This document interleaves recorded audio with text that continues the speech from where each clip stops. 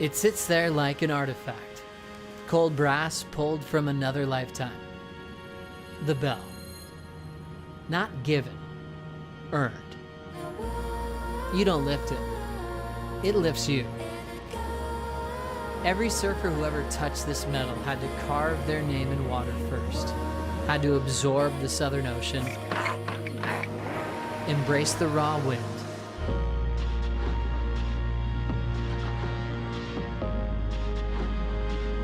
and when it's finally in your hands, there's a pause, a breath, that moment before the world hears you ringing.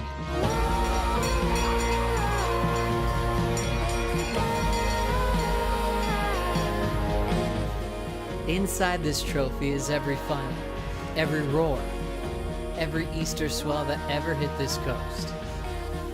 It's Torquay mist, it's old stone, it's legacy shaped into something you can hold. When you pull that rope, when the sound breaks open, it doesn't ring out to sea. It rings through time.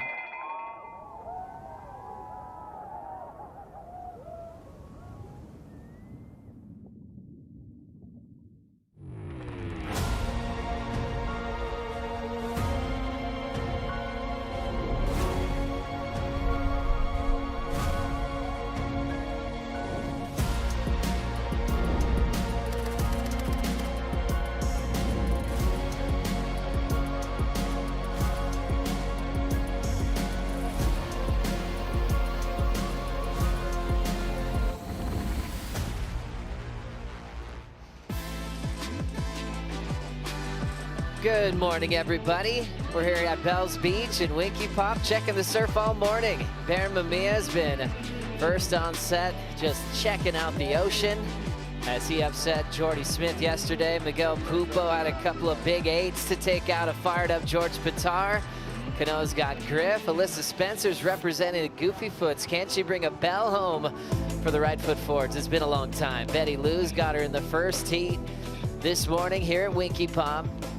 Contest officials looking at the waves all morning, knowing that we wanted to get the quarterfinals in the ocean to set up a finals day for tomorrow on Saturday, which will be the last day of the waiting period for the Rip Curl Pro Bells Beach, presented by Bonsoy. Hi, everyone. Joe Turpel, Flick Palmatier, and Jesse Starling. We've got a lot of wind, but the waves are starting to show up. You know, the swell is heavily shadowed, but it's starting to fill in with a couple of opportunities out there. We're on. Yeah, we're on. I'm excited. I mean, we've got some great quarterfinal matchups, and, you know, I was watching it for a little bit. That swell is supposed to start filling in as the day goes on, so we're past the tide mark, and hopefully things start to push in a little bit with that.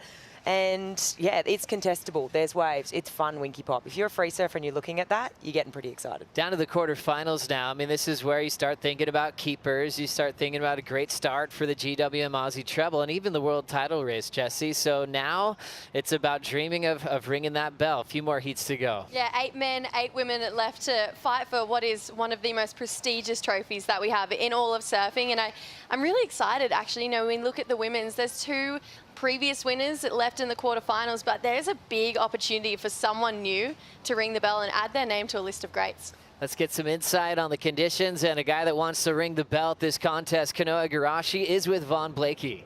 Thanks, Joe. Yep, the official call. We are on with the women's quarters into the men's quarters. Kanoa, you just had a free surf. What are the conditions like out there? Yeah, it's fun. It's like yesterday. I think the swell's a little bit different, so it has better shape. It seems like the pace of the waves is better than yesterday. So yeah, it's super fun. I mean, there's not a lot of waves, but when they come in, there's like a pretty good flurry. So it should be a fun day of competition. Mate, you were in this position last year into the quarterfinals, and obviously had a great start to the year in that event, I should say. But this is a great start to the year. Yeah, for sure.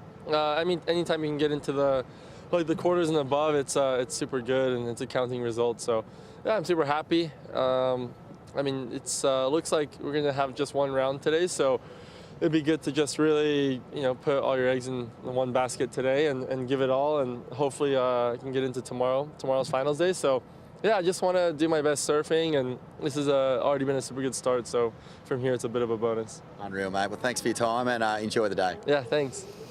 Good man Vaughn, Kanoa Igarashi, laser sharp in his performances, but a real cool, calm, confident type aura about him. He's been around for a bit now, still feels young. He'll have Griffin Colapinto in his quarterfinal matchup, a long-time childhood rival.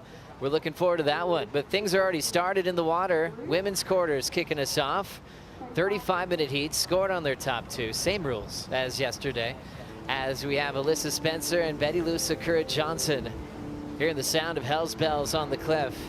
Betty Lou now in her third appearance in the quarters at Bells. Alyssa in her first appearance here in the final series. Now in her third try as she crawled her way back on tour. Her road to this quarter has been nothing short of sensational. Taking out the rookie phenom, Tia Zabrowski, and then an all goofy foot bout we had with Caroline Marks, a world champ, an Olympic gold medalist. And once you have those types of wins, Jessie Starling, I mean, who knows what she's going to do in these next few heats. She's just looking so clean and put together. She's making such smart decisions. And I vividly remember, you know, Chris Gallagher, her coach, after her last heat saying flawless. That was a flawless performance. She had great decision making. She didn't look like she doubted herself in the slightest.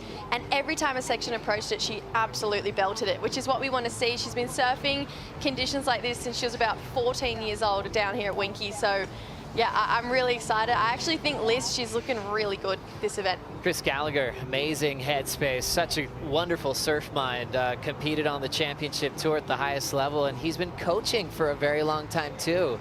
Surfers like Taylor Knox, the Hobgood brothers would chip in to send him around the world to start coaching all these guys on the top stage and help them find some big results. He's still up to it today.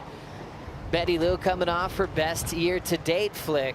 Got to feature in the WSL Final 5, had 2 big wins, kind of broke the curse she had, being on the wrong end of those matchups with Molly Picklum. It was getting scary, and then last year everything changed.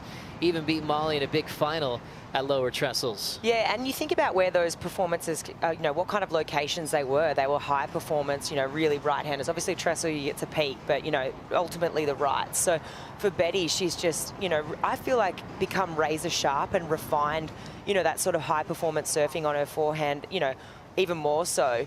And what I saw last year from her, she was just, I mean, she's always been fiery. She's always been assertive, but I feel like she tightened up a few things in her heats with her strategy. And yeah, we obviously saw the 2 big wins and then on to finals day in Fiji.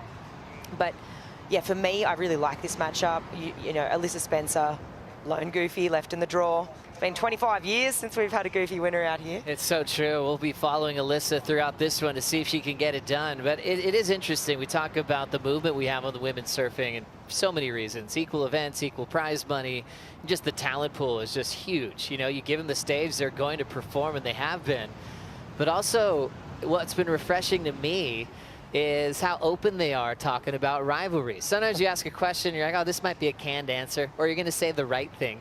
How's Betty Lou going? Hey, legends are coming back. What do you think? She's like, we're going to smoke them. I mean, not every surfer on tour is going to give you that. And I really appreciate not just her sharing that honesty, that confidence. It makes you just go, I can't wait for a big matchup. How good is that, Jessie? I love it. And you know, we see this across so many sports. You know, I even think back to Michael Jordan in basketball. He used to love just that little bit of talk before a game. It would fire him up even more for a heat. And, you know, not only is it going to fire a competitor like Betty Lou up to be like, you know, if I draw these absolute champions of our sport, I really need to bring my A game. But I also know that it's going to make Carissa Moore, Steph Gilmore, Tyler Wright be like, all right, Grom, you want to see what we can really do? Like, I really think this is building fire between all of our women. Let's break down the final bracket for the women. I hope your brackets went really well. Everyone around the world, it was tough. We had a lot of early losses from some big names, but look at the final 8 we have here. Alyssa and Betty Lou in the water now. Then the powerhouse of Gabby Bryan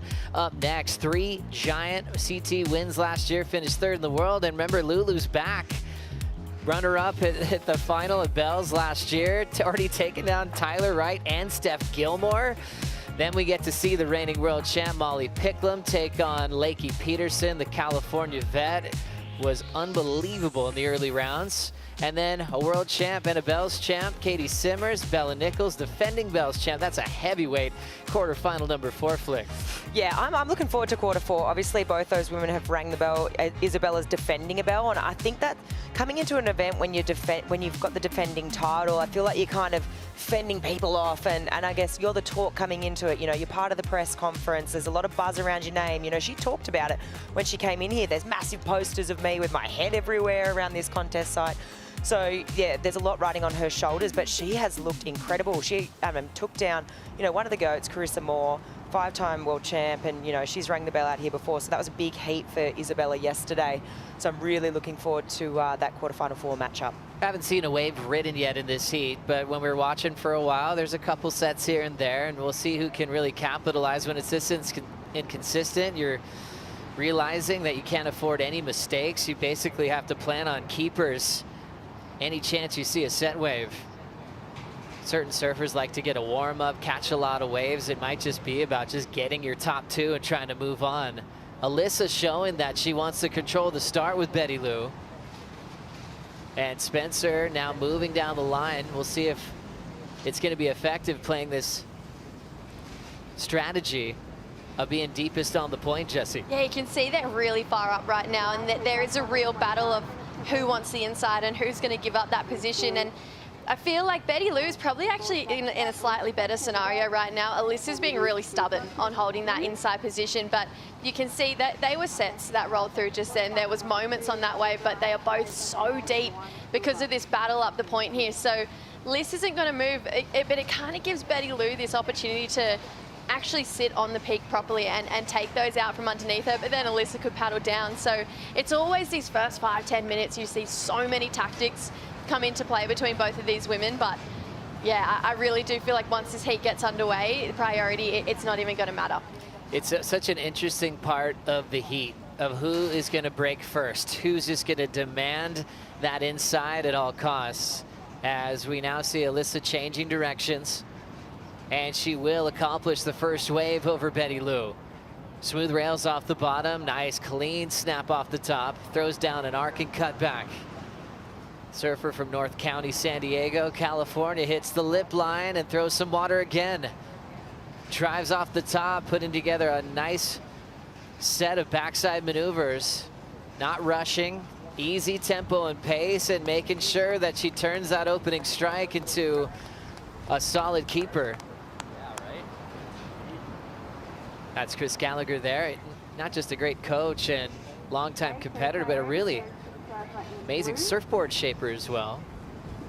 He would often work with guys like Jordy Smith in the past, spent a lot of time with Jordy, and Jordy could order boards from anyone he wants in the world, and they'd be happy to make it for him. And since Gallagher was just watching his surfing so much, all of a sudden you'd see him come in, oh, that is a Chris Gallagher again. He mixed him in a lot throughout the seasons, making quality surfboards for the best in the world. As we take a look at this start from Alyssa Spencer flick. Yeah, look, for the Goofy, she picked a great pace wave. However, this one just didn't really have any kind of really steep-faced moments where she'd get up into lip. What I do like, though, is she completes this wave, because I'm not going to beat around the bush here today. If we're going off yesterday and how, you know, long those waits were between sets, I think it's super crucial that whatever wave you get, you convert and you finish, because you never know. Something like this might end up being a backup in today's scenario. I feel like we saw it happen yesterday, you know, the clash of the Titans heat, Medina and Italo, you know, Medina only caught a couple of waves. And I feel like today, just, you know, maybe with that incoming tide, we could see a little bit of a push, but notoriously long waits, and I think she's done the right thing just surfing that wave to completion. It was beautifully linked turns, but yeah, I think it's going to be so crucial today that you make those waves count. Betty Lou from the North Shore of Oahu takes the white water to push her into this wave. Here's her answer back to Alyssa. Goes straight up, gets a snap, but that's putting her behind, so she'll have to settle for one maneuver. Tommy Whitaker finding the railing just to lean against there. He was one of the most consistent surfers when he was on the championship tour. Really enjoyed watching him compete. He was one of those guys that would just drop anchor and typically catch 2 waves and move on.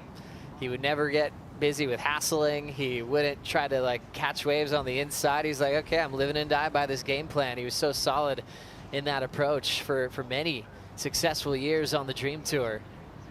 Betty Lou getting a strike there, Jesse. I know it was only one turn, but I love the look of it. This was a really nice looking wall further down the line here. You can see she was really deep on it, but connects so beautifully with that lip line. Heaps of points on offer, however, down the end of that wave. And you could see when we pulled back from Betty Lou, Alyssa Spencer was paddling back out, so she's regained priority and maybe just slightly put Betty Lou behind the 8 ball at the start of the heat here. Betty Lou already gets the 3.0 in. 7-1-7 for Alyssa Spencer, so a bit of a spread to start off this quarterfinal, heat number 1. That was a big decision to hold priority, deepest on the point. It paid off for Alyssa to get one that lined up all the way through. And Betty Lou's going to have to digest that as she sees the numbers in on her Apple Watch.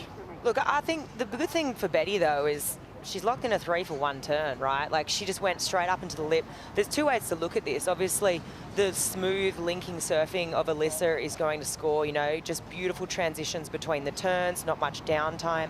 But then another way to cut it is Betty Lou, just straight up into the lip, 1 big belt. She does a couple of those. She's on her way to a 6. So 2 ways to go about it. Very true. Vaughn Blakey has worked his way down the stairs. He's with Tommy Whitaker. Tom, thanks for your time. Your reaction just then when you heard the score for Alyssa? Yeah, it's a nice wave. It wasn't, you know, the most sort of steep and dynamic wave, but it was a nice start for her. Betty Lou didn't really apply the pressure, let her just stroll into it, which I'm a little bit disappointed on. But Betty Lou had a chance on a really nice solid wave, just couldn't get around it, so fix it up. What is your strategy going into these sorts of heats where, you know, the things are a little slow, but when the opportunities come, obviously there's plenty of scoring potential? Yeah, it's fun. We're identifying like definitely some under waves there, but then as the tide comes in and the swell's picking up, you got to be able to adapt and sort of understand that, hey, it could be 3 foot, 4 foot pumping by halfway through your heat. So you got to be ready to sort of adapt to that and go toe to toe with the wave selection for sure. True, mate. Last year, obviously a massive year for Betty Lou. We really saw her inhabit her space on tour in a great way, you know, finishing in that top 5 and having a shot at the world title. You know, how different is she as a competitor now coming into this season? I hope she's learnt and matured a lot. Yeah, that's the goal. I mean, she had a couple of really good breakthrough wins and just really sort of backed herself to do her surfing and take the way she wanted to. And now it's about learning to be a part of that top 5 and push for a top 3 world title sort of stuff and bring that attitude to the competition, which is going to take another little bit of time. But, you know, hopefully we see her fire up here and drop some hammers. Katie Simmons, another horse in your stable, so to speak. You know, how's her motivation going into this year? She looks on fire. Yeah, she had a busy last year coming off, so that break was really nice. You know, a super young world title under her belt and a lot of work to do, and then really nice 6 months to really chill out and think about how she wants to sort of roll competitively in the next few years and how we want to get it done. And so that's going to be a fun one to be a part of this year. It will be, mate. Best of luck for the rest of the day. Thanks, team. Good man, Vaughno. Thanks for the time. Tommy Whitaker, who's accomplished a whole lot in the last decade or so as one of the great coaches of our sport. He's been in successful world title runs in Steph Gilmore's corner. Back when she got the 8th record-breaking world title at Lower Trestles, he had to get familiar with that pressure situation along with Griffin Colapinto in the world title race, and working well with Betty Lou. Katie Simmers on the opposite side of the draw, so the WITS program would be an obvious strategy to see both of them into the final tomorrow. This is what Tommy's face looked like when the score came out for Alyssa Spencer. 7-1-7, he broke it down in a very similar way to you reacted to it. So judges always set this criteria in the scale, I should say, for the according to conditions, and a lot of turns down the stretch. It was full and not super critical, but they rewarded for it. The good news for Betty Lou, if she hits a real critical steep section, they'll be forced to go real big there. Yeah, and I think the scores do reflect that. You know, I kind of did say Betty got a 3 for that 1 turn where she went up into the lip, so she does that a few times. She's on her way to, you know, well, history would say, an excellent number. So I think there is a couple of ways to do it. Obviously, appreciating that really smooth, sort of linked surfing with no downtime between turns for Alyssa. And then, yeah, Betty Lou, I mean, obviously the aggressive approach up into the lip. 2 ways to do it. Yeah, for Alyssa, she's feeling strong. I mean, we talked about the names. She got past Tia Zabrowski, Caroline Marks, and being very confident and aggressive to start. And she probably felt good that Betty Lou wasn't really challenging her for that opening wave. Yeah, it always feels nice when you can kind of put your foot on it for holding that inside position at the start of a heat. And I know from competing against both of these ladies in the junior days that Liz loves the inside. Like, she absolutely loves it at the start of the heat, where Betty Lou, she backs her surfing and knowing that if she gets on the wave, she can get big scores. So I feel like she's not as phased with having the inside at the start. But I think as well, one thing that Tommy really mentioned is it could be 3 to 4 foot and pumping halfway through your heat. We've got a really west swell here, so there is some size. Unfortunately, with how west it is, it's just kind of rolling past at the moment, but it's increasing.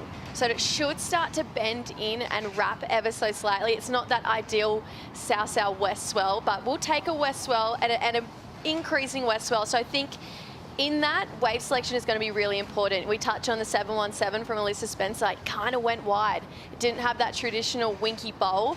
Where you look at the one with Betty Lou, it had a little bit more south in it and started to wrap back in on the reef through the inside. So these ladies, it's all about doing time out here at Bells. We know that. And they just got to really lock into those waves that have a little bit more south in them. Every surf spot around the world has an ideal swell window. Yeah, for Bells, it's that south-southwest 196 to southwest 227. This one in that 250 range, which is a lot of west. That's what we're talking about with that west-southwest mix building. It's just kind of moving on past. We should maybe see a little bit more size into tomorrow on finals day as that increases, but it's not just a straight shot in that money window. With 18:15 on the clock, Betty Lou doesn't have priority, has the 3, and Alyssa is looking for her first semifinal performance here at Bells Beach. Always tough when you're coming back to the tour through the Challenger Series, and it didn't happen overnight for Alyssa. She was always in the mix. She's in the running to re-qualify, but last year she put together a really stellar CS season. We go back to the 717 here, Flick. Yeah, so beautiful first turn for her. And I mean, she's really picked a good wave for a goofy out here, let's be honest, because typically those ones that reel off fast down the line are really difficult to surf. You've got your back to the wave. For me, I just liked it. It was really nice and smooth. There was like really, not too much baurbling or resetting of the rail between turns. And obviously judges are appreciating that. They're liking those nice, smooth lines of Alyssa Spencer on the backhand. The first turn, when I watch it, it was pretty critical. After that, obviously, series of linking maneuvers, and she finished strong. So, look, you know what, for Alyssa, she's going to know now what a 717 feels like. So just rinse and repeat, and you got yourself a pair of those. And it was kind of scary too, because that 717 was Alyssa in first gear. That wasn't really her just pushing her absolute limit. She's probably sitting around 50-60% on that wave. Totally. So knowing if she can find one, like I mentioned, has a little more south in it, bowls up ahead of her, has a similar pace, and she does that traditional Alyssa Spencer tee off on her backhand, that score is going well beyond a 717. Well done for Alyssa Spencer representing North County, San Diego. A lot of fun waves around there, like Seaside Reef, that gave her a lot of hope to qualify for the tour. And she's back kicking off this year in a great way, leading this quarterfinal. Let's hang out with Chris Gallagher and Von Blakey. Gally, a few weeks ago we were in Newcastle and we were watching Alyssa catch fire, to win that Challenger Series event. And here we are in the quarterfinals. I mean, you must be stoked. She's really found some good momentum. Yeah, we had a pretty shocking start to the Challenger last year, and she stuck to her guns and trusted the process, and to see it just paying off for her is just super stoked for her, really. Yep. It's amazing what a win can do for your confidence, and that is obviously feeding into her performance. That was a great start to this heat.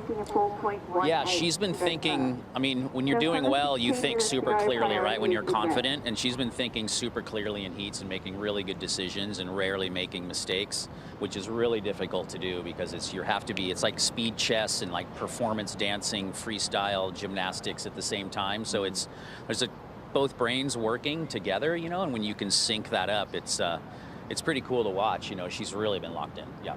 Yeah, she's been locked in and she's been taking down big names with great performances. Her backhand is just custom built for this Southern Ocean. Yeah, I mean, this is very California right here. It's the same, you know, wetsuits. It's a real similar topography. Everything's really, you know, like, we're not in a third world country with strange food. We can get all the same stuff. So it's really comfortable for, I think Californians have a history of coming here and doing well. So it's comfortable. She's got the experience now of, you know, getting forged by the fires of this sport. And so she's coming out more mature and obviously working on her surfing and equipment and her fitness and all of that stuff as well. And you kind of see it come together for her is just, it's amazing. You know, I'm stoked for her. It is, mate. We saw her lock in the inside position to get that first wave. Any other sort of strategies moving into this heat? I mean, it's kind of sets or nothing here. You know, you can't really rat around on the inside and create. There's like one peak, so just if you can control that first exchange and then just keep sort of keeping priority and, you know, just stay up on the exchanges, you got a pretty good chance to make it. So I like where we're at. You looked happy with the score? Yeah, definitely. Mate, yeah, if she gets through this, she'll be into her first ever Bells semi-final. All the very best to you guys for the remainder of this heat. Thank you. Thank you, Vaughn. I can listen to a Chris Gallagher breakdown all day long. Speed chess, was it performance? Freestyle gymnastics. Freestyle gymnastics. Gosh, he's so good at that. He can break things down so well. And you can tell just how stoked he is when he sees someone he's working with just find that purple patch of good surfing and make it just key heats, getting past world champions, rookie phenoms, and now with a big start against Betty Lou Sakura Johnson. Alyssa with priority and the lead, and 13:30 on the clock, and her first appearance in the quarters at the Rip Curl Pro Bells Beach, presented by Bonsoy. Gabby Bryan, Luana Silva coming up next.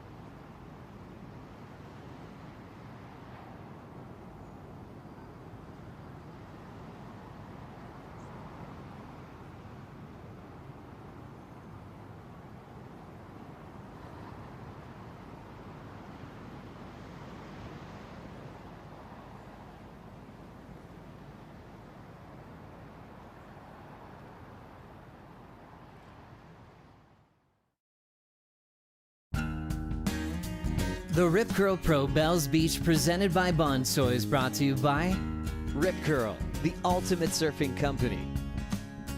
by Visit Victoria. Victoria, every bit different. By GWM, official automotive partner of WSL Australia. And by IC Sunglasses, official eyewear of the World Surf League. Welcome back to the Rip Curl Pro Bells Beach, presented by Bonsoy. We are officially on yellow alert. Tomorrow will be finals day. Today we're going to run through the quarterfinals, so we'll come back tomorrow on Saturday and crown our champions here at Bells Beach. A lot of fun days to work with, a lot of tough days in the forecast, so a little bit of everything throughout the waiting period to kick off our 50th year of the World Tour. Great job to Renato Hickel and the crew and all the surfers that get involved with the daily calls. And now we're looking at crowning our champions tomorrow. We've got the final 8 for the men and women today. So we'll set up the semifinals, which will set up things well to pick the right time to kick it off. You got all day tomorrow with a little rise in that west-southwest. See what happens on finals day tomorrow. Alyssa Spencer still in the lead. Betty Lou still second. You didn't miss any waves during the break. This is going to be the challenge of today. Like you mentioned at the top when we opened up the show, Flick, that you get a chance to take a wave, you better turn it into a keeper. Alyssa did really well to hang on to that 717. Oh, yeah. There's no beating around the bush. There really isn't today. You really need to make these waves count. And potentially we may only see one more exchange. And then also to Galli's point, you know, it really is this chess game and making these critical decisions in these moments, because it could potentially come down to this one moment. You've got to make a choice. Alyssa's going to have to make a choice, potentially a two-wave set. What wave do I want to go? Am I going to, you know, it really is a chess match at the moment. And you're kind of trying to, yeah, make critical thinking under pressure, really. You're tapping your head and you're rubbing your belly at the same time. They're hard things to do. I still can't do that, Flick. That's really hard.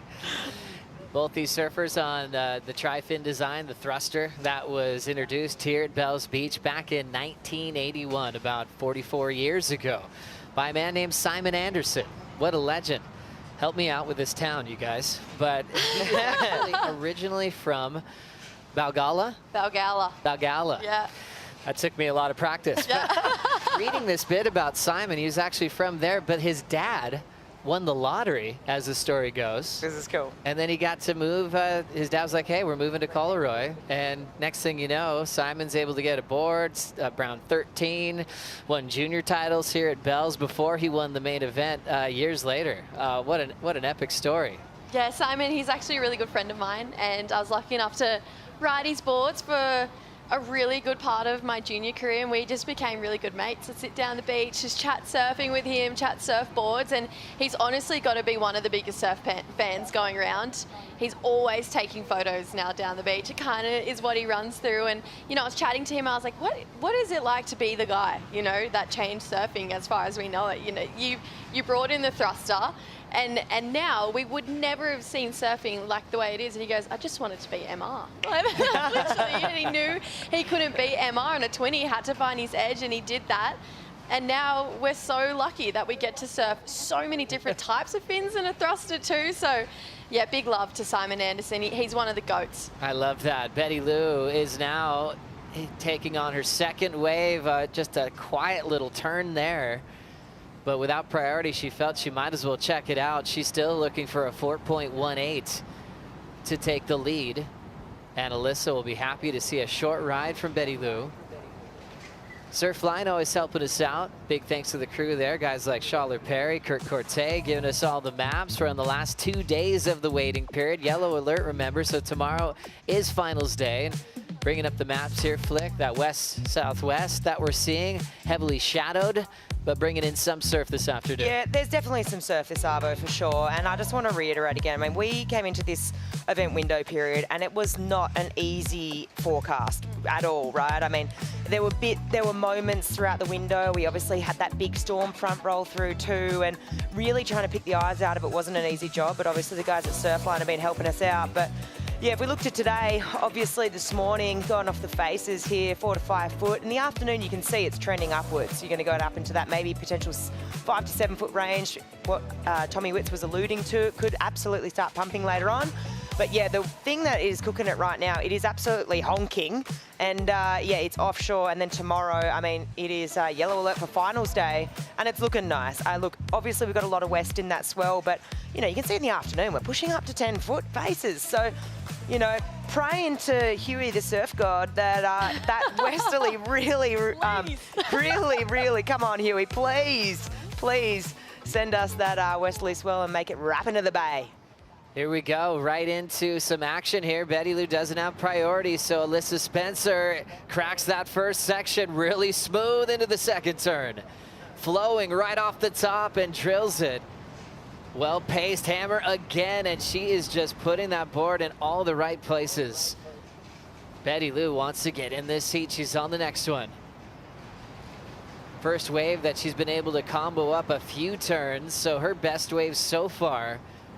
but it's still Alyssa Spencer just getting the best waves, just two really in this whole heat, and she's been on both of them, Jessie. That was a great wave for Alyssa Spencer. I felt like, you know, Flick was talking about, you wait till she gets a steep section in front of her, and she did just then, and she didn't hold back, went super vertical, time and time again on this one. Let's take a look at this replay here.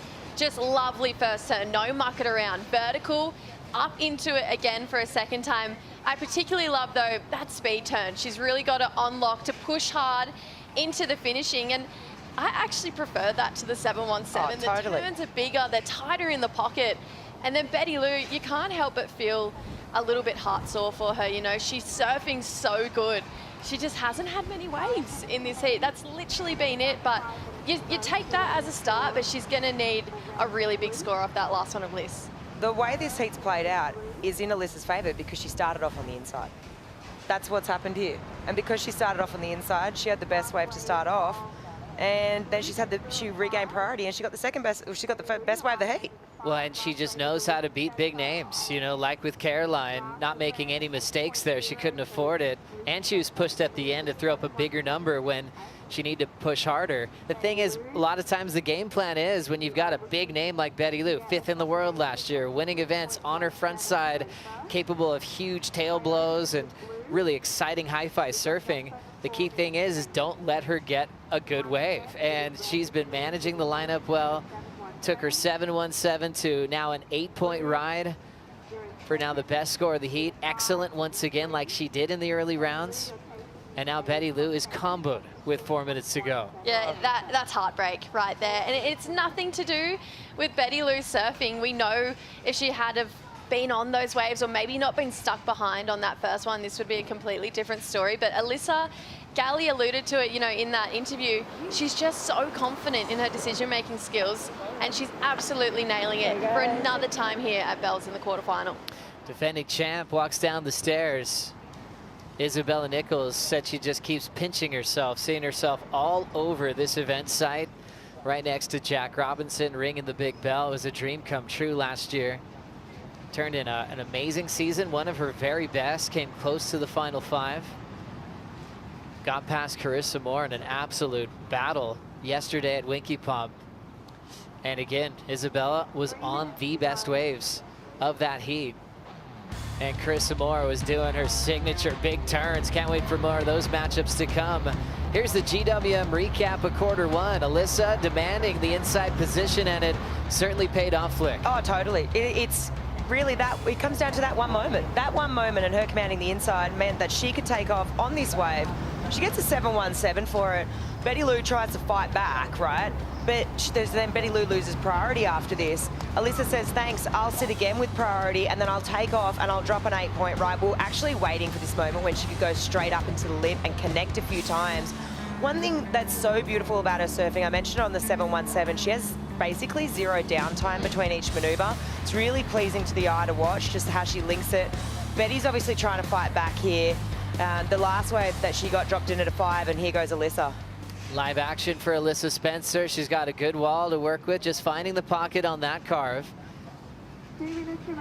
Bit more patience waiting for a major, but it's a giant one.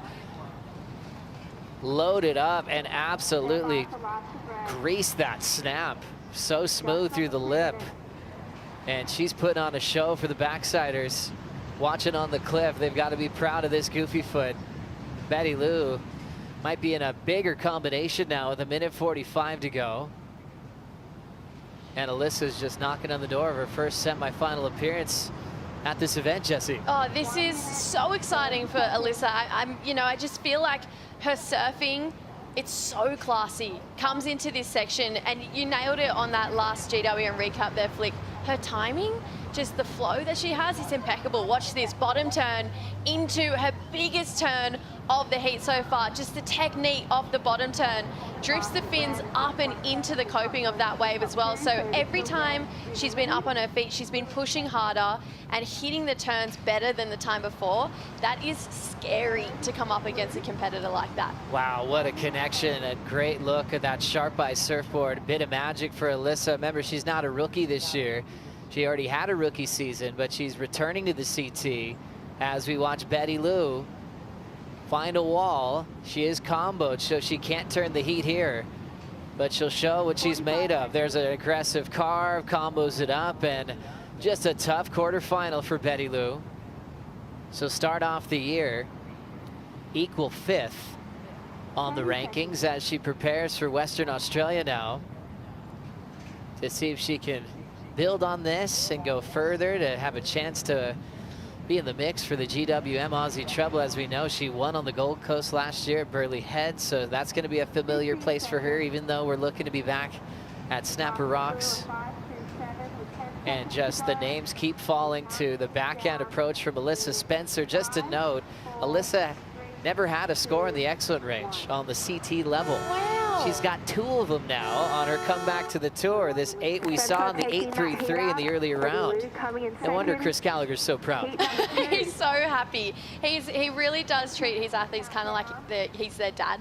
You know, he's super emotionally invested in these. And Alyssa, she's going through to a really dominant performance. I'd be nervous to have her in the semi-finals for sure. Her first semi-final at Bell's, her first semi-final on the championship tour. Congratulations, Alyssa Spencer. Coming up next, Gabriella Bryan takes on Luana Silva here at Winky Pop.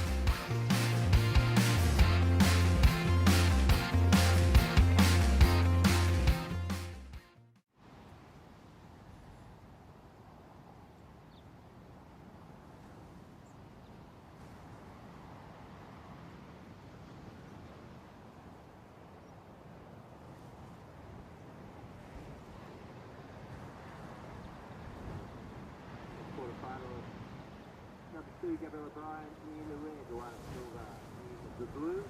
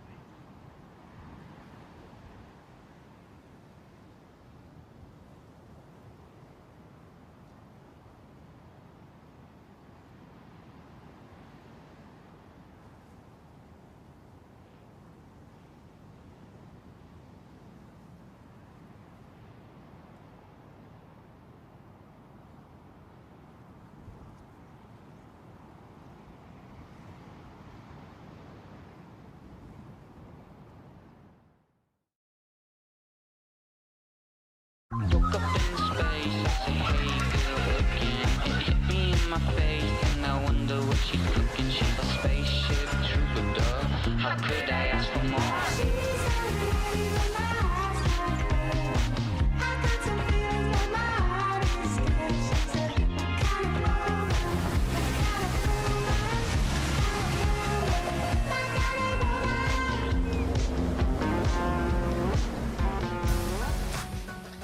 Always invite you to come join us here in the state of Victoria when you get a chance. Victorians are famous for loving their sport, whether it's the AFL, whether it's cricket, whether it's pro surfing. It's our favorite time of year. It's stop number 1, the World Surf League Championship Tour. Thanks for continuing the celebration of 50 years of the World Tour. Gabby Bryan, Luana Silva are thrilled to be a part of the next chapter, writing their own story. Imagine what's next for both these athletes this season. Lulu's just been on a hot streak from kind of being on that emotional roller coaster of the Challenger Series, or as our good friend Ron called it, the Changas, which is stuck. You know, everyone calls it that now. She was sometimes one spot out of qualifying, and then Steph Gilmore would continue her hiatus and she'd get called back up, but you go through these highs and lows in a short space. And last year, she finally got to just let it all happen, enjoy it, got past the cut due to a big final, really, here at Bells Beach she had last year, Flick. Yeah, her run here was incredible. It was probably the best momentum I've seen from her in an event for sure. She just had a good connection with the bowl. You could really see it. I think her serving really suits the bowl. I brought it up the other day, but when she does a high line, she actually posted it to socials. There's real similarities there with Steph Gilmore as we see her. Have a little look here, but yeah, her high line, I don't know, there's just shades of Steph. Maybe it's her hand placement, her fingers or something. I saw it the other day. And Steph obviously has a great connection to the bowl, of course. And yeah, last year we saw that unfold for Luana, and yeah, it was really cool to see. And with each heat, I think she hadn't cracked it past the quarters, right? And then when she made the semis, it was this really big moment for her because she hadn't cracked it into a semi-final on the championship tour. So yeah, it was really awesome to see that. And with each heat, she just grew in confidence. And yeah, obviously locked in another second place, a runner-up in Brazil as well. So, you know, really great year for Luana last year. And and she started off with an incredible year here too. I mean, she's taken down 10 world titles in the last couple of days. Wild. Stephanie Gilmore on her comeback, you know, to the tour. So there's so much behind that for good reason. You know, an 8-time world champ, 4 at Bells. She's always going to be the headliner no matter where she is. And so Lulu looks up to Steph. She posted a photo of her and Steph when Lulu was like up to her waist. And then they posted an updated photo after the heat, and Steph was awesome to just hang out and enjoy that matchup together, even though that's not how her comeback was planned. But it was cool to see just different generations owning it. But then Lulu had the next test of Tyler Wright and handled that as well. Oh, she's just been on such a roll, and I really do believe she had this big momentum shift when it came to winning that World Junior title. You can see her confidence just went through the roof. It wasn't an easy win either. You know, Kana Nakashima put up a great fight, but Lulu, she's carrying the momentum through to Bells this year too. Lulu is the one getting the first wave here on the Winky racetrack. She'll now set up that carved tail release and opens up, trying to throw down a major closeout turn. Has that smooth finesse style. I like when we make comparisons to other surfers of what she might look like. Little flashes of Malia Manuel in there as well. Malia had amazing years here at Bells, including a really fun final recently, handful of years ago. Malia still ripping, still enjoying watching pro surfing. And Lulu will start with a .67.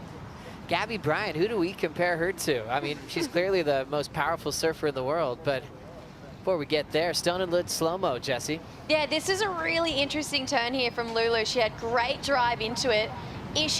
There's a lot of wind blowing up the face here. So if you go a little bit too high, especially with calves like that, you're going to get blown off the back. And that's a perfect example. There was no shortage of power in the bottom turn to help you drive through those calves, but that wind, you can tell, really wreaking a lot of havoc right at the top there. So Lulu, she'll adjust and bring that calf just a little bit back down the face.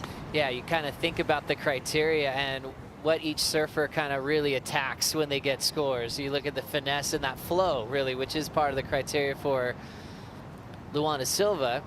Gabby Bryan, it's in all caps, it's power. Yeah. The way she approaches any wave on her front side.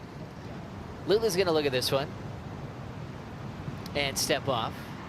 But watching the warm-up clips, and obviously what Gabby did last year, she has this stance with her hands out. It almost looks like she's almost like a boxer or something. I know she does a couple of workouts with like Dustin Barca at home where she's like on the punching bag, but it almost has become part of her approach. She's like loading up, and if you're the lip line or the open face, you would just be crying seeing Gabby Bryan coming for you. Yeah, she is so powerful. We brought it up all event, you know, up until Carissa Moore's return. Carissa departed, had the family, and while Carissa was away, Gabby took the title of the most powerful, you know, woman on the tour, and rightfully so. I mean, really, last year, I mean, she got 3 wins on the championship tour. Is absolutely incredible, more than the men or women, you know, and really off the strength of that big hack. So. Yeah, I'm looking forward to seeing what happens now that Carissa's back and they can duel for the most powerful female on tour. And they're best friends, and they got to celebrate Gabby's birthday just a couple of days ago. So she's already had a happy trip to Bells. Still waiting for her first wave to come through. Alyssa Spencer. Round of applause coming up the stairs. My son just texted. Yeah. Masterclass. Oh, thank you. Amazing. That was another perfect heat. Yeah. You're a mutant.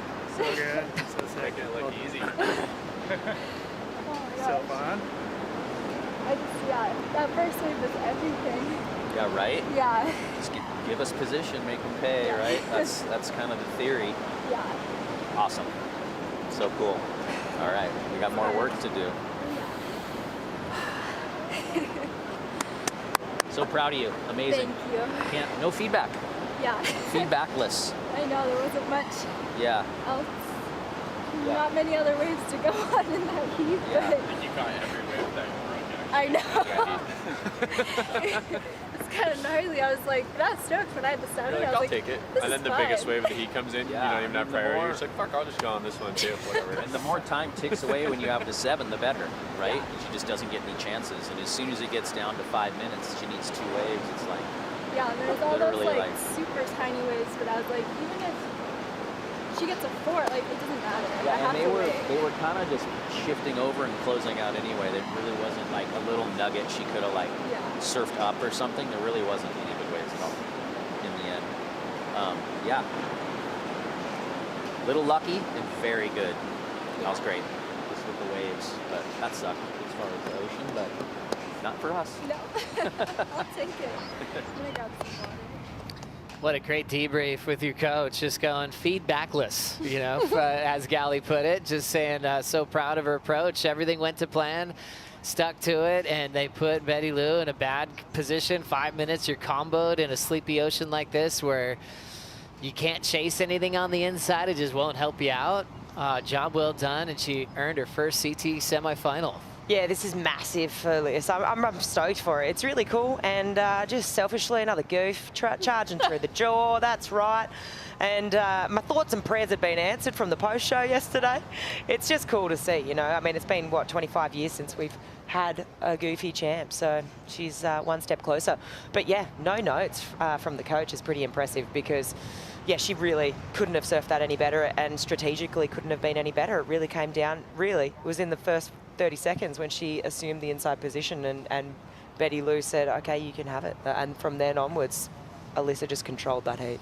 Lulu was saved by her coach on her last matchup at Winky Pop. Leandra Dora on the rocks basically screamed out to her, hey, pick a position and stick to it. You can either go there or there. And it actually just helped her calm down. She's like, okay, I'll choose that. And it all worked out. But she was so grateful that she had that extra set of eyes. And what the coach was really seeing was the emotion, the nerves, going, okay, sit still and wait for that wave to come to you. And once Lulu's on the wave, her surfing does the rest. There's a couple places in the world where if there's a million people out, you know where to sit, and then all of a sudden the people go away and you're like, hang on, I don't know where to sit anymore. I don't have those locals who are constantly on the spot so I can sit right by them. So it's really important that, and these guys know it, they take into consideration lineups. Winky's one of those places where you want to be at uppers and you want to be at lowers. Sometimes it's really hard to decide. So Lulu, she looks a lot more confident in her decision making this morning. Here we go. We've been waiting for this. Gabby Bryan, world number 3, is starting to jam, setting up that first power hack right in the pocket. Well done. Drives into a big hammer there on the open face. Loads up for an aggressive closeout finish. Textbook Gabby to push things probably into the excellent range on her opening ride. Yeah, I'd say so. That was super aggressive. I really liked how the pace to that. She was really just trying to figure out, okay, when is this wave going to hit this inside track and really bowl? And you could see her, you know, preempting this first turn. The first turn on this wave was kind of just a little setup, so it was a really, really good read by her. And also, she waited a long time for this wave, so nice composure, sort of to get things started. This is the little moment. You can just see her be like, okay, when am I going to attack it? This section's really going to allow me to just go into that trademark hack. So, look, right now, this is just another Gabriella Bryan masterclass. I mean, it's what we're beginning to, you know, really know her for, that super powerful hack. And look, you got to be thinking it's going up into that excellent range. It was a beautifully surfed wave, had variety too.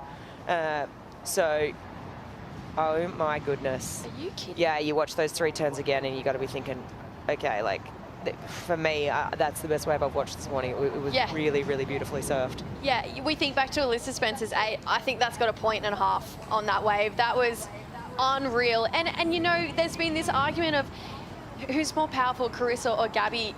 Honestly, Gabby's got her number. She is the most powerful surfer on the women's side, and if she can do that at 2-foot Winky, imagine what she can do when that swell starts to get bigger. And all the stops across the season, I got to head over to Raglan a little bit early for a swell, and Gabby was over there, and I felt bad for the waves. I felt bad for them. So Gabby is undeniably the most powerful surfer on the women's tour. And just like that, drops an excellent score. 8-point ride for Gabriella Bryan, representing the island of Kauai. Really impressed with not just the power, that's obviously the first thing you see, but also the combination with variety down that short stretch. You know, it was like really impactful how much she pushes and compresses on that opening carve, and then she could lock in on the lip line. It's, well, something we could watch just all day long as she's heading into another world title campaign.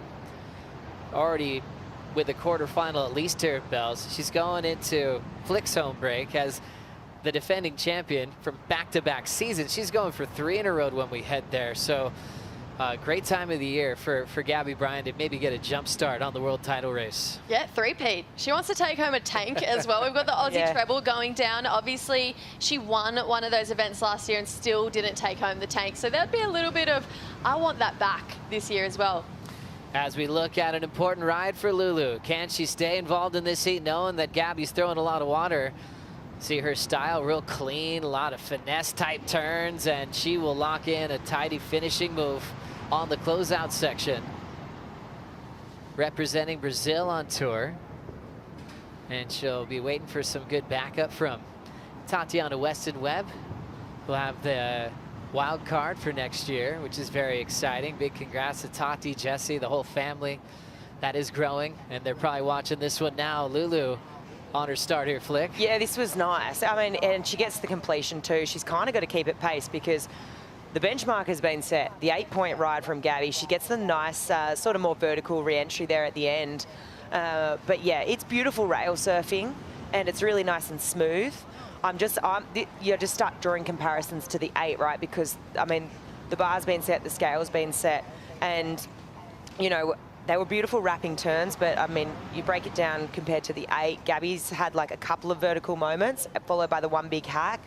Luana had the one big vertical moment at the end with a couple of more, like, you know, bigger carves. So I'm interested to see where this number goes and what the judges are thinking. Luana Silva represents Brazil. Her parents are both from there, but she was born and raised on the north shore of Oahu. So she could walk to Sunset Beach and just call in all those waves, your local lineup. It just brought such great surfing out of her. She's so quick out of the lip, big combos, got comfortable in heavier waves as well. Really well-rounded, and there seems to be a direct connection with the open water sessions of Sunset with what she got to deliver on, especially the Bells Bowl last year to that final. Just a little bit colder down here. Lulu, 6.17.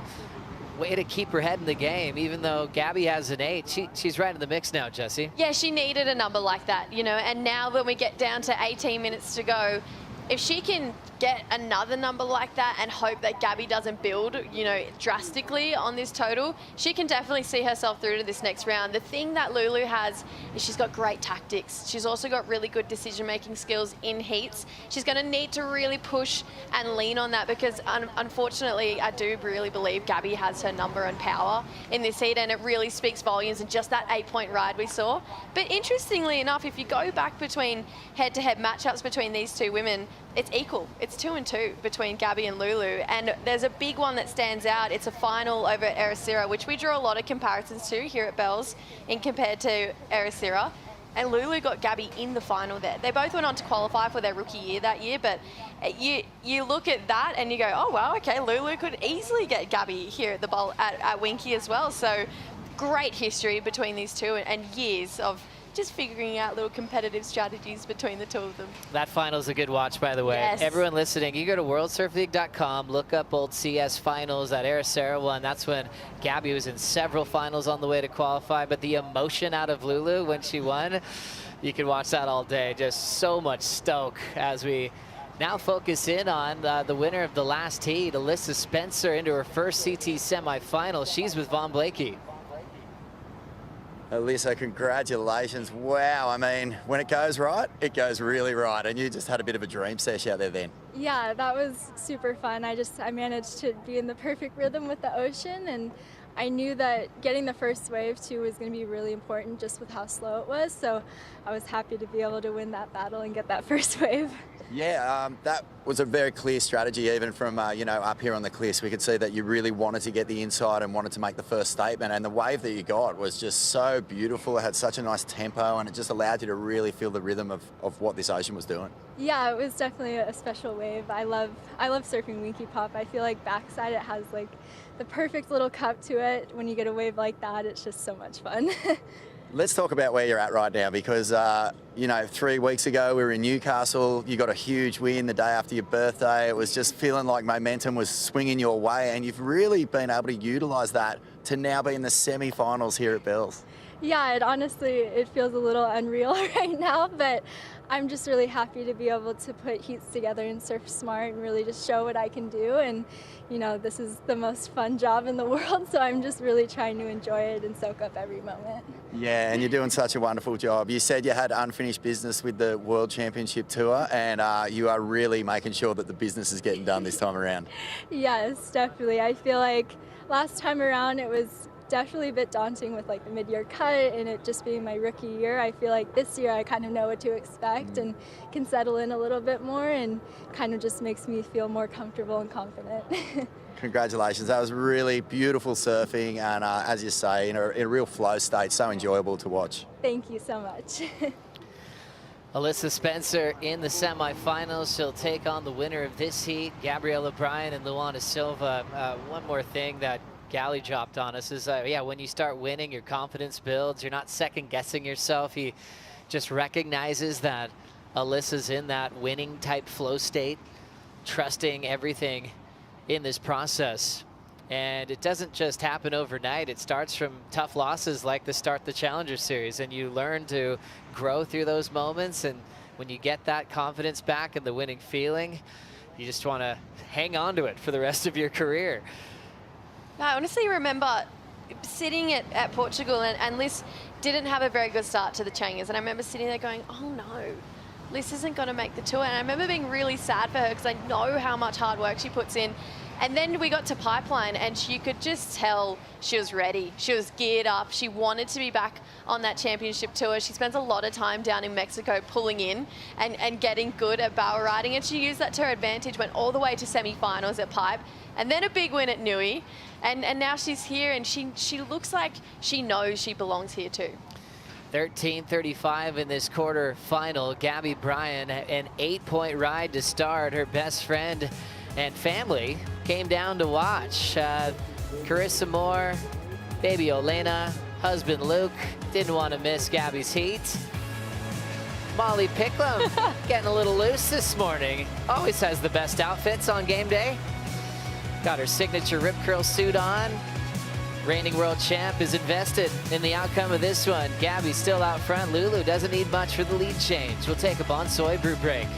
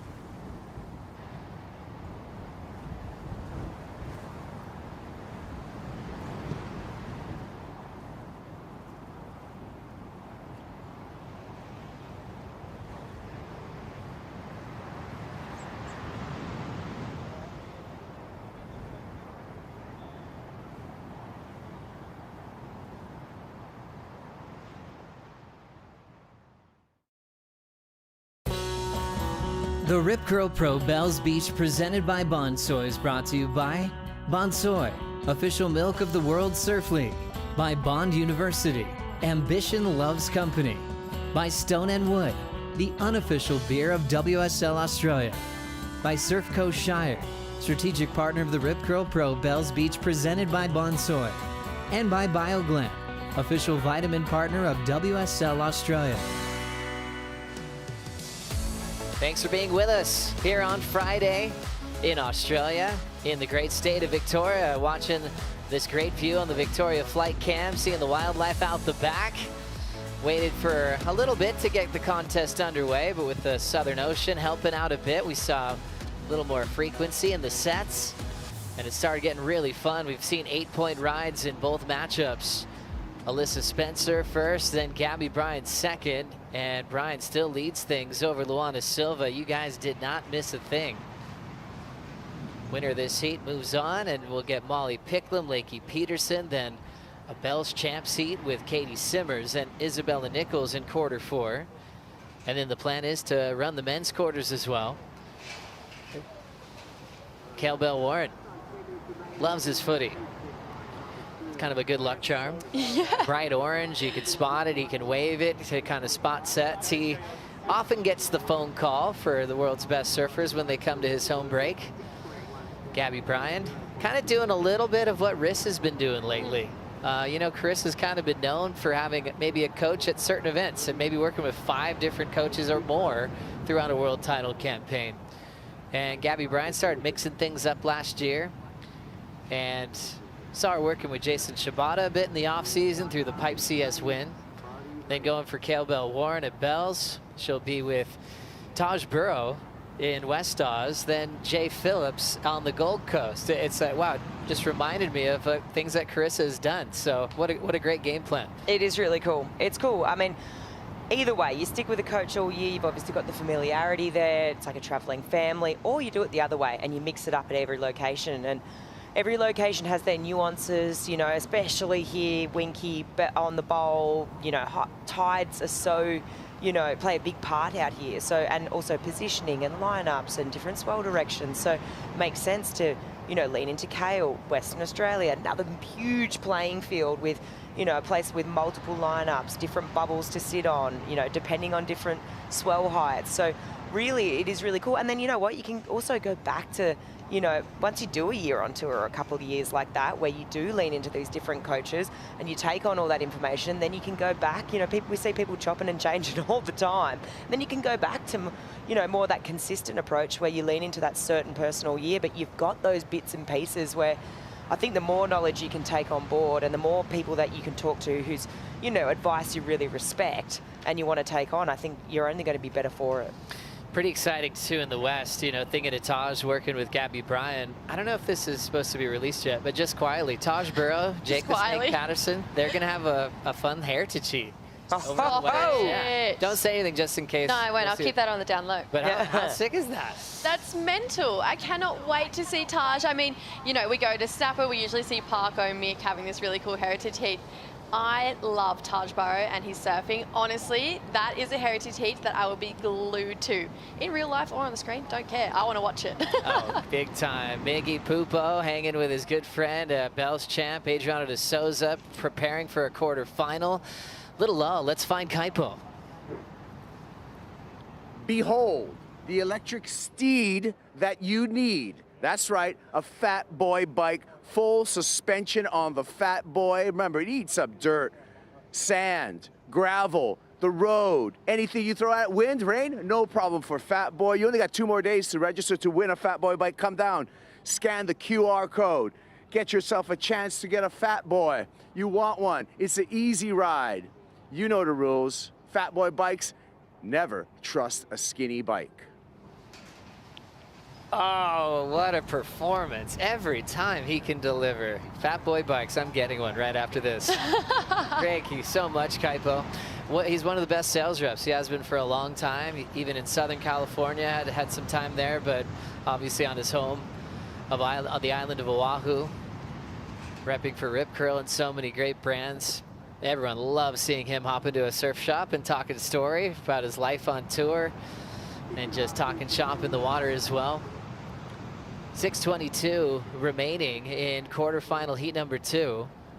Gabriella Bryan is thinking about her second wave. Had an 8.0, and this is what's going to back it up. Will it be a Alyssa Spencer type performance with just 2 quality waves to call it a heat? Coming off the carve, here's the second move. Leans into that forehand snap off the lip. Out in front now, wraps it. Jamming down the line, and she has been perfect throughout the matchup. Kale's just gonna have a seat. He can relax. Job's done. What a great read from Gabby Bryan. Her mom always enjoying the action. She's got one of the coolest sponsors, HT's. Oh, stop it. That wave in Indo. She's sponsored by them. Gets to go there whenever she wants. How did you like that wrapping turn to set this one up, Flick? Yeah, I did. I was like, whoa, she's cutting back here, but she preempted that this wave was going to run down the line. And really, I love the way the Mayhem's looking underneath her feet. I feel like she's getting a lot of acceleration. You know, from this angle, hard to tell, but she goes up into the lip, right, and she's just getting so much feedback off the board. It's kind of like accelerating out of the, coming out of the turn with more speed than what she went into it. I think this moment right here is what I'm talking about, just absolutely jamming it. So, yeah, no wonder why Kale looks so relaxed, because, look, she's already banked the 8. She's on her way to backing this up beautifully. And, yeah, that's a no-brainer. Kale can take a seat and just be like, okay, I can take a deep breath now. Kale Bell-Warren competed for a very long time. He even had his moment like Xavier Huxtable where he got to feature in the main event. It was such a special time for him, just knowing that he'd be in the event to show off his skills for the state of Victoria and the local board riders. And now I just think he loves coaching just as much as competing himself. Numbers lock in for Gabby, just 0.5 lower than her 8.0. And now is a 15.5 total. Lulu can turn it in one wave, but it would be a 9.33 to move on, Jesse. That's a big number, you know, to go so excellent. And with 4 minutes to go, there's no doubt that she can't do it. She's got such an incredible sense of style and flair, and she's definitely got stronger in the off-season as well. You can see that. But to go 9, let's think back to Gabby's 8. It had that moment of, oh my gosh, that hurt. You know, that when you watch that wave. But Lulu, she's going to give us that same effect, but with a little bit more panache. And I would say Lulu's got slightly more of a progressive edge on Gabby, so tap into that, lean into it, bring it to the table to try and get that big number of a 9.33. Yeah, I think it's definitely on the table, but she is, you know, let's see here, she looks like she's making a move, potential little set rolling through. Luana Silva deciding that this wave could take her to the semifinals. Setting up just a fading turn, not much of a section to work with there. She'll just kind of get off that wave. You could tell that first carve just wasn't really allowing her to dig deep. Her coach looks on at the horizon, knowing that she's got a steep mountain to climb with 250 to go. Well, I'd say she's starting to drift down a certain creek without a paddle right now. It's getting hard, right?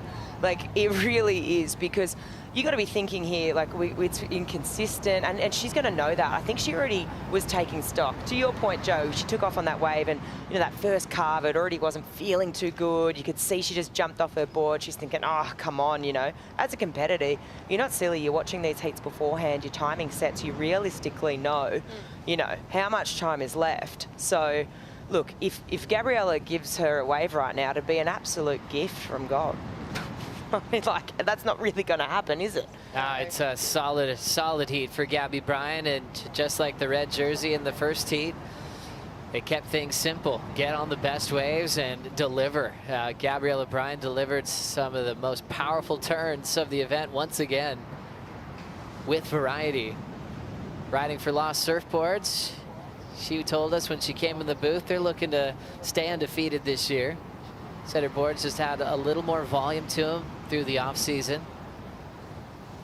And she can ride a lot of similar models that Carissa rides as well. So they're staying together. A lot of mayhems in that house as we check out the GWM recap. Gabby Bryan starting with excellence. So funny, right? The simple strategy, you only need 2 waves. Well, guess what? Gabby's really executed that. She started off with an 8-point ride. And I guess so much work done in such a small, condensed period of that wave really showed us that variety. Lulu did fight back. She's dropped the 617 for this. Just beautiful, smooth rail work, right? And I think for me, shades of Malia Manuel. She has a little pizzazz here at the end, gets a little bit more vertical, but second wave for Gabby here. And just tidy surfing. I think this is just executed beautifully because she knows she needs to make this count and she doesn't fall, but she's still able to she pushes it hard, right? I mean, this wave here is only, 0.5 less than her excellent score. So even with what looks like, a completed, consistent wave, she's still able to push it so much. So the degree in her surfing, or the degree of difficulty is still so high just to still get such a consistent, completed ride. You know what's scary as well is that I always thought that Gabby's small wave surfing was maybe one of her weaker links. We knew she was good when it got bigger and there was long walls ahead of her, but this is some pretty good small wave surfing going down. It's not the biggest Winky we've ever seen. She's had an 8 and a 7.5, 2 waves, tied a little bow on top and just said, let's see what's coming. If the swell doesn't pick up, I can win in conditions like this. And I think that Gabby is building up to be a really lethal competitor. Every single year she's getting better and better. Well, that's it for time in that matchup. Gabriella Bryan takes the 2 best waves of the heat, but she maximized the potential on them too with big power blows in the pocket. 15.5 combined total for last year's world number 3, as she's looking for the first bell of her career. She takes out Luana Silva, so Lulu, just like her good friend Betty Lou, will kick off the season equal 5th in the world. Gabby takes on Alyssa Spencer. Let's work out the back half of the draw. Reigning world champ Molly Picklum comes up next against Lakey Peterson. We'll bring in Ronnie Blakey, Richie Lovin, and Joel Vaughn for the call right after this.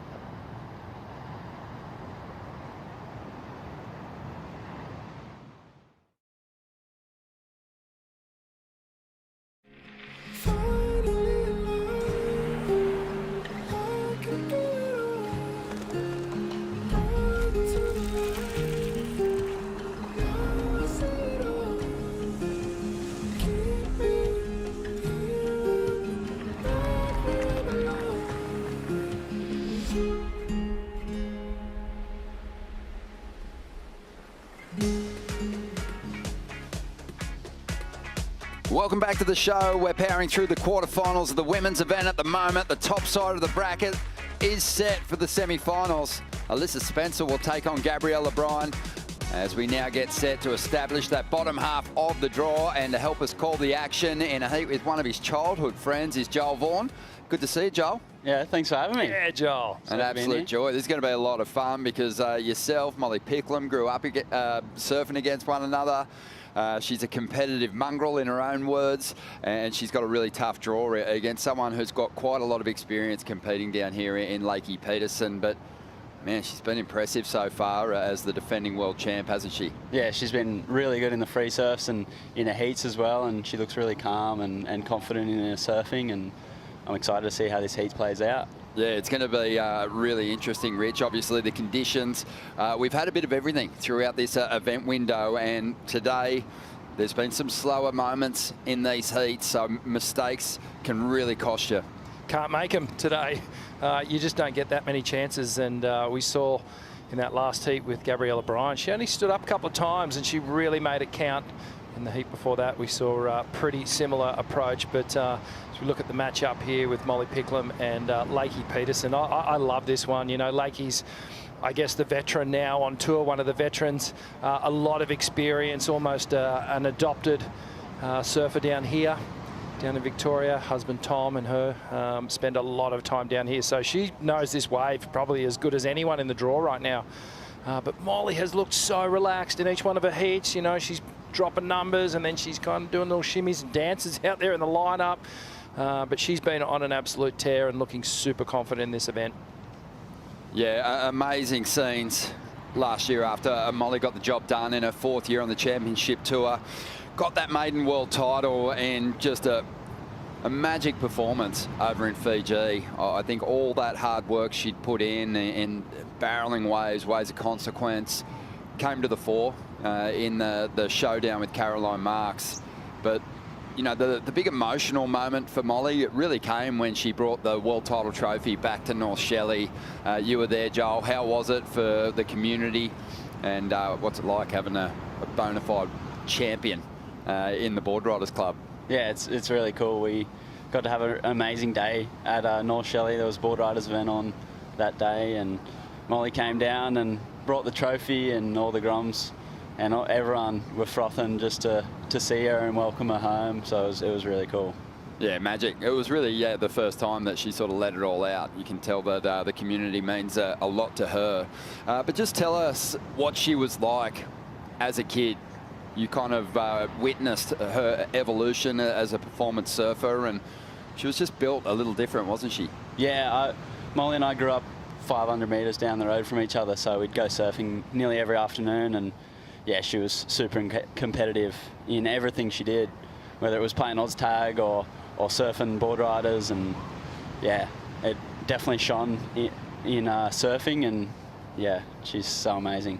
Really cool little world title piece documentary put together by Owen Milne and the team at Surfing Australia, and it's called Molly's Way. You can watch it now on YouTube. It kind of dives into, you know, those years just getting prepped for her championship tour campaigns, and what impressed me most, Rich, was the hard work that she put in at an early age at waves like Pipeline. Like, she took a lot of beatings out there to get herself ready to trailblaze at that venue. It's about getting comfortable in those moments where you feel uncomfortable, and I can talk from experience. I never really got comfortable with surfing Pipeline because I'd never surfed it enough. You know, I didn't put the time out there. And I just have so much respect for these champions who actually dig in. You know, Mick did it. He didn't have that relationship with Chopu in Tahiti, so we went there and got comfortable with it. And obviously Kelly spent a lot of time at Pipeline, so it's making that commitment and going out of your comfort zone and putting yourself in situations that you don't particularly like, and then all of a sudden you get through it and you go, actually, I'm actually okay with this, you know, and you start to learn a bit more. So credit to her for putting in the hard yards, and I think it's you know, I think it's necessary if you want to be a world champion. Yeah, pretty impressive where she's had those 4 championship tour wins, a couple of wins at Sunset, a victory in Tahiti. She's also finaled at Pipe, but winning the finals, getting that world title last year in Fiji, and just looking like she was just in attack mode. You know, a bit of a stumble in the first heat, but cleaned it up and has got the job done and turned up here and dropped one of the best heat score totals of the event already on a road to this heat. Lakey Peterson, she's had a pretty good run down here in the past. This is her 12th a 12th Bells event, 4 quarterfinals, 3 semi-finals, never cracked the final here. And yeah, Molly's history with this event, it's a little different. She's had a couple of poor results, only gotten out of this round once, but she did go all the way to the final against Tyler in 2023. Yeah, it sort of feels like destiny that she's going to get a win here at Bells Beach at some point. She's too good, and obviously with the support of Rip Curl as well, feels really at home here. But it's a tricky event, isn't it, Joel, to figure everything out here and get used to the wave at Bells and then Winky. And mate, your experience this year down here, how's it been? Yeah, it's been good. I actually came down a few weeks early and got some time in, and actually a few months ago came down just to get some prep done with none of the CT surfers out, which was really cool. And I didn't have the best result. Got knocked in my first heat against Miguel, and he was surfing really well, and there were some pretty tricky conditions, but it's the same for everyone in the heat. But yeah, I really enjoy it. I've come to learn to love it, and I've spent a lot of time out Winky and surfed out there, and more recently come and surf Bells and tried to figure the wave out. It's pretty tricky. It's a different wave compared to where I grew up, and yeah, it's good fun when you get a good one, but it's also pretty hard to try to surf a wave up. Yeah, for sure. Yeah, applaud you for sticking around to watch the event unfold and just soak up the Victorian experience. That's something Gabriella Bryan has done over the last couple of years. She's looking very strong. She's making her way towards her camp at the moment. Only 2, huh? Thanks. You're so good at surfing. Shut up. Wait, question though. Yeah. What's going to happen when you actually connect with one? I know. When you actually connect, like, because of you've gotten so good out here It's now. cold too. Oh, princess. I know. Princess was cold. Like when you still haven't connected to one. Yeah. But you've been making all the right decisions, so it doesn't matter if you're not perfect. Yeah. I love it. Thanks. Job done. Thanks. So many Thank you. I'm going to stay down and watch some more. Okay, I'm gonna head up. Yep. Call it a day. I'll go for later. Okay. Maybe see you later, but if not, early tomorrow. Yeah. Same Okay. time, same. Oh, maybe different place. Yeah. Sounds good. Like, where were you actually? Oh, don't say it. Yeah. Secrets. Gabriella Bryan, she's looking strong. Solid heat score total, 15.5.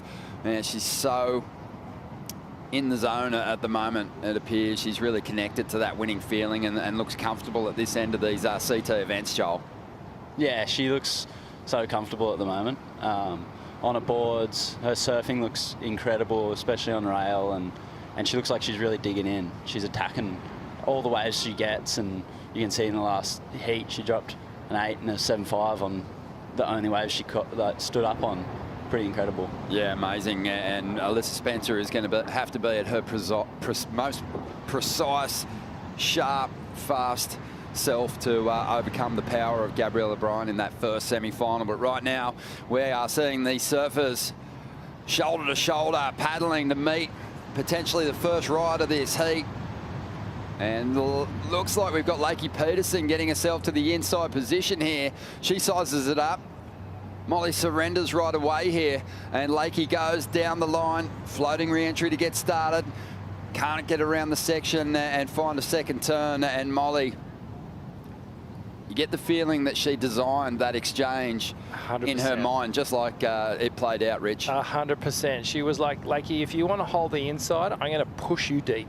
I'm going to push you out of position and just lure you into going that ride, which she did, and then got caught behind. So, I mean, as a competitor that doesn't have the inside, she's done exactly what she wanted to do. She forced Lakey onto a wave.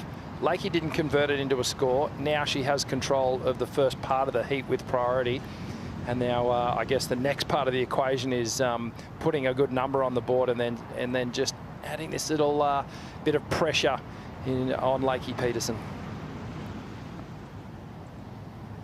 Yeah, let's see if Molly gets an opportunity here. Lakey's going to start looking for some medium-sized rides on the inside to maybe just drop a score of some note.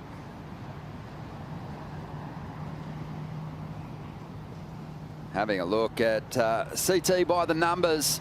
Excellent waves in the 2025 season. Molly Picklum well and truly ahead of the pack there. That's a massive differential between herself and the rest of the field.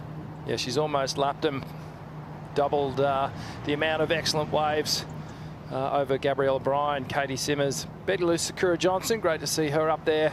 And Isabella Nichols with 5. So that's counting a minimum of 2 events, but that just goes to show you how on she was last year.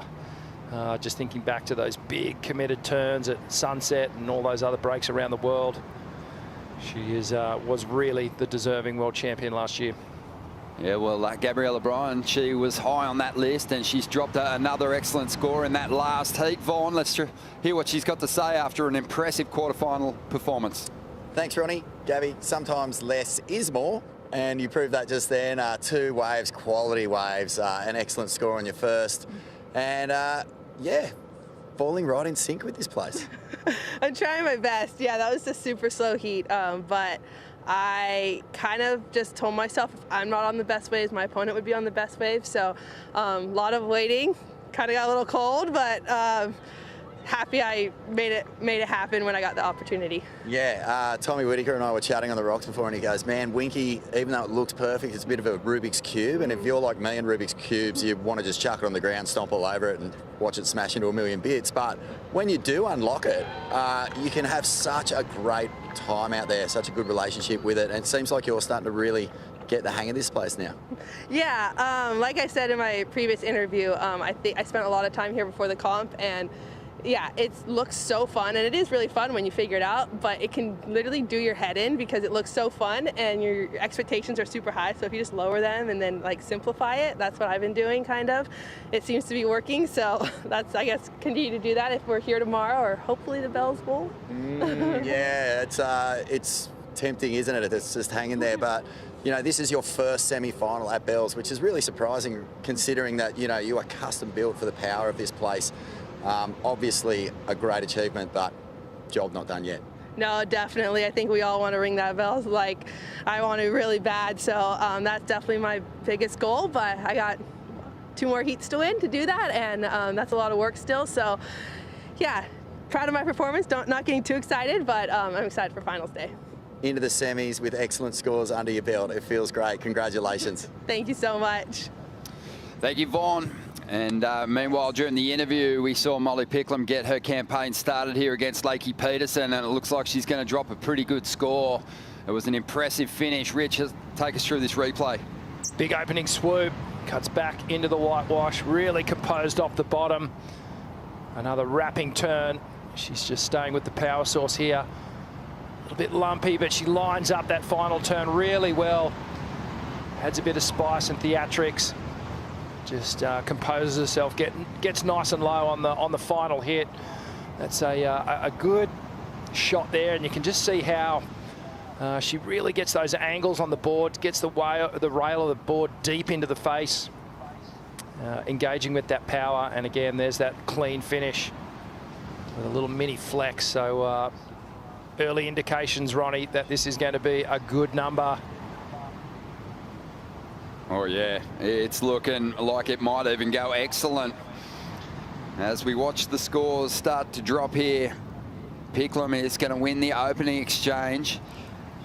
And just like we said, it felt like she was pushing Lakey Peterson, even though Lakey was fighting for that inside position and wanted to get that opening strike and drop a big score. Molly kind of did push her particularly deep, and she was out of position when she got to her feet. There's the IC score update, 7.83 is the average. Knocking on the door of an excellent score there, Joel. Any waves where you grew up that work as a good training ground for the points down here?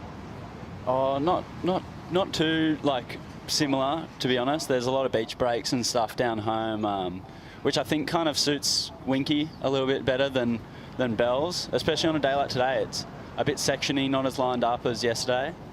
So it's good to see Molly like open up and get a couple nice clean faces, and that like end section turn that she did on that last wave was really cool. My observation of this location is the only place to train for it is right here. I mean, some references have been made to the similarities to Trestles at Winky, but ultimately, if you want to achieve success down here, you got to lock in and put the time in. And Molly has done a number of trips down here and got down here pretty early in the event, but prior to the event kicking off, to really just get herself reacquainted with this break. Lakey Peterson, Rich, she gets plenty of time in this lineup. She spends a good portion of her time between contests down here in Victoria with her husband. Yeah, she does. Husband Tom, and Lakey's, I guess, the adopted local in the event. So she'll have a lot of support here up on the headland and tuning in online. But you know, she's surfing really strong at the moment, and she had a couple of great heats leading up to this one. Just laying down that big forehand wrap that she has become her trademark move. Yeah, lining one up here. Lakey Peterson needs to stay on pace here with her rival. No big score to speak of, but this is looking like a good wall. And she flexes on the tail a couple of times here, but just gets a little overtaken by that wave. Can't ride out, so there's a lost opportunity, another advantage to Molly Picklum here. Molly's going to get the priority back, and Lakey's still not going to have a decent score. What goes wrong on the Stone and Wood slow-mo here, Rich? Okay, let's have a look. So Lakey coming nice and hard off the bottom and just pushes a little too hard on the tail, and actually just, unfortunately, where the lip was coming down kind of created this little turbulent trough, and the tail of her board looked like it just got sucked into the face of the wave there. And unfortunately, she just couldn't balance herself and ride out. So yeah, this is becoming a slightly more difficult task, given that Molly's got that 7.83 in the score line. She looks like she's interested in this one here, Ronnie. Yeah, the 23-year-old looking at a good wall here, and didn't have anyone pushing her on the positioning, so she gets going and lets go of a carve to get started. Hasn't been a whole lot else, and it's not going to be a monster score, but it's going to be something to back up that 7.83 there, Joel. Yeah, I think that was a good wave to go for sure. Lakey didn't really convert on that last wave, and just to apply a bit more pressure, putting another score on the board and kind of setting a full heat total. It's definitely a good play, I reckon. Yeah, it's interesting. I think any set wave that kind of rolls in at the moment, you've got to take a chance on. Kind of got a little sticky here, Rich, to kick things off. Yeah, just got a little caught, but she tidies it up well. Look how much she drives down the line. She gets such good speed, and then up and over that final little closeout section. It's so different to yesterday, isn't it? How we had that really smooth, groomed, clean wall where you could just position your maneuvers really perfectly on the wave face. Here, there's this uneven texture to it, bump to the wave line, and it's you've really got to be, I guess, just super agile with the way that you perform your maneuvers today. Not her best stuff on that last ride, Molly Picklum, but she does get the second highest score of the heat so far and has left Lakey Peterson chasing an 8.66 with just over 13 minutes to go.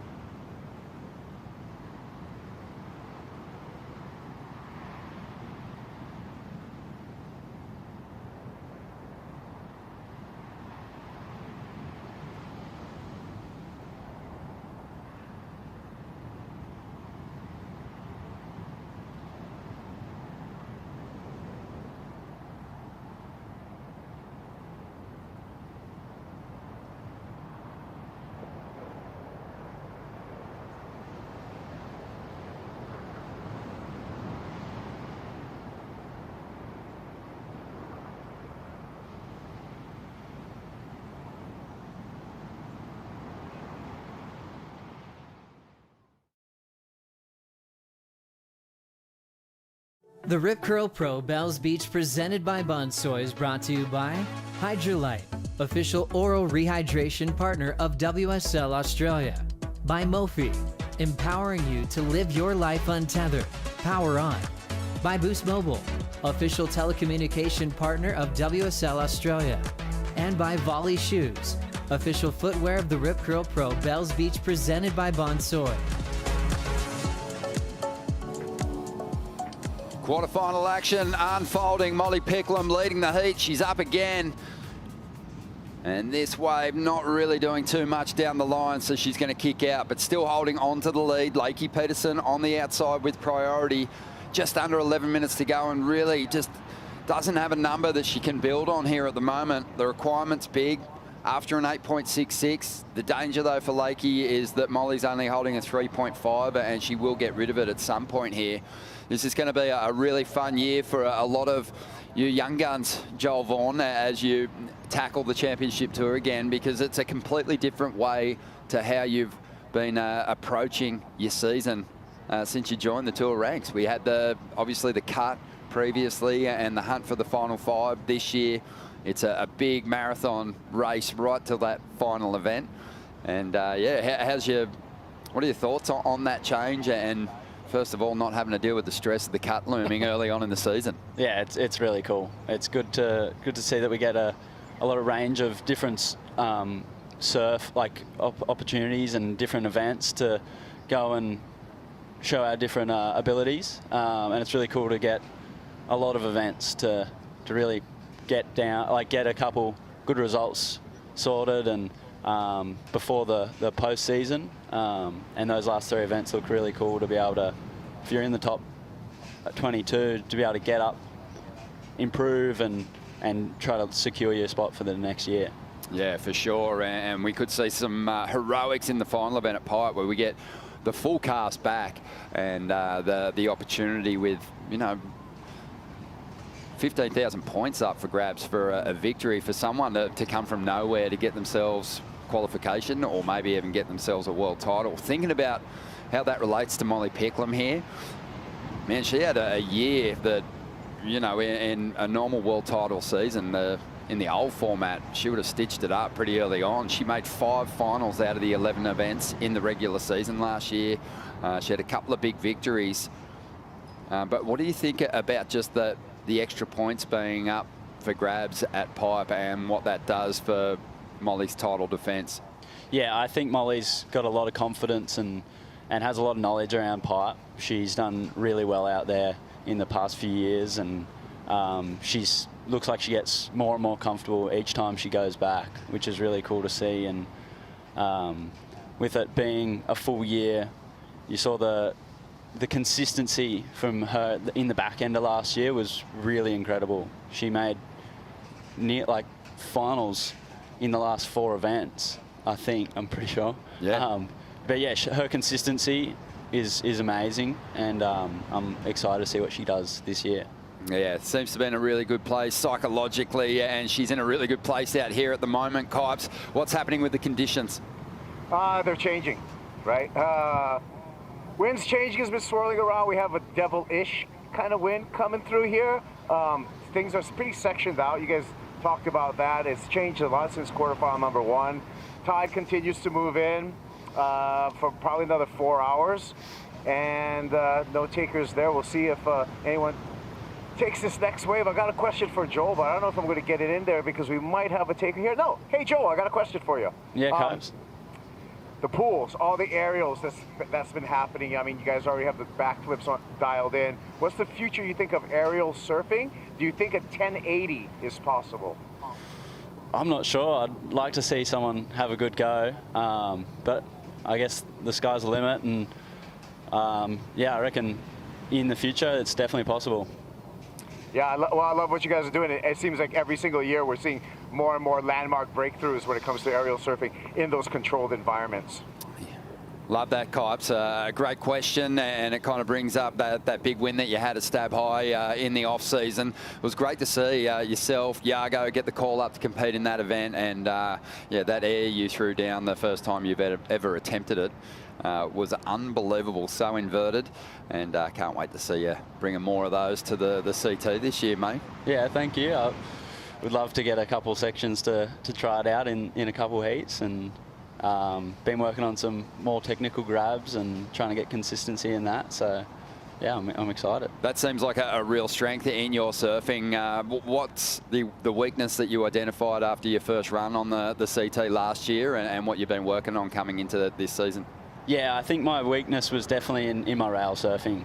I spent a lot of time in the off-season working on my calves and just my fundamental sort of surfing, and I did a lot of time with Phil McNamara and doing a lot of technique stuff, which was really cool, and felt like I got some good gains in the off-season. Yeah, Phil McNamara worked with Mick Fanning from basically his 13th birthday right through to his third world title, so that's pretty cool. He's a smart, sharp mind, isn't he? Yeah, he's really intelligent, and he's got some sick thoughts on surfing, and it's really cool to just see a different point of view in comparison to like myself, and yeah, it felt like it was a really good match, and it was good to do some stuff with him. That's cool. Yeah, and Molly Picklum's another one.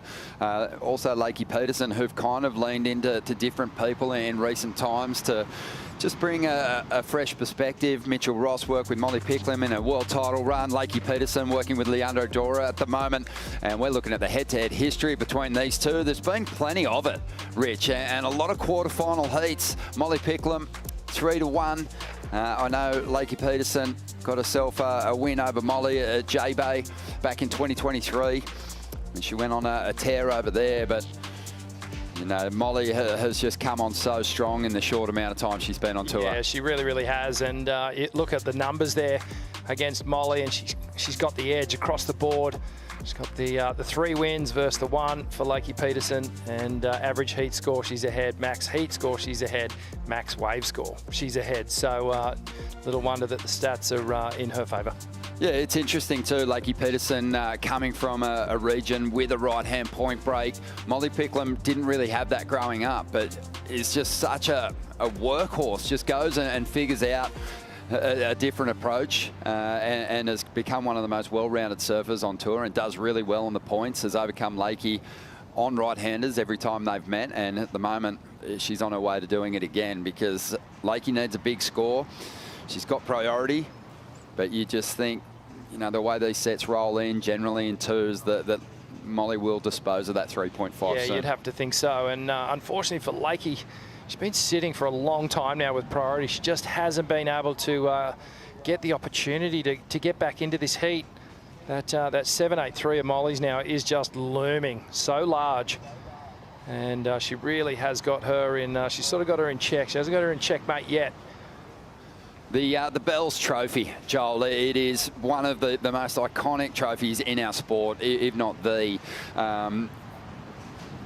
You know, it's something that when you come onto the tour as a rookie and you know you're going to get a shot, you do start kind of dreaming about putting your name up on that honour roll. Yeah, definitely. We come and park at the Winky Pops car park and walk past the honour roll nearly every day. So it's really cool to like look at the past champs and try to envision yourself up there. I'd be really stoked to do well out here in the future, and hopefully take a win eventually. Would you count this as one of your pet events? And if not, what are the events where you're looking at the schedule going, oh, I think I've got a really good shot at that one?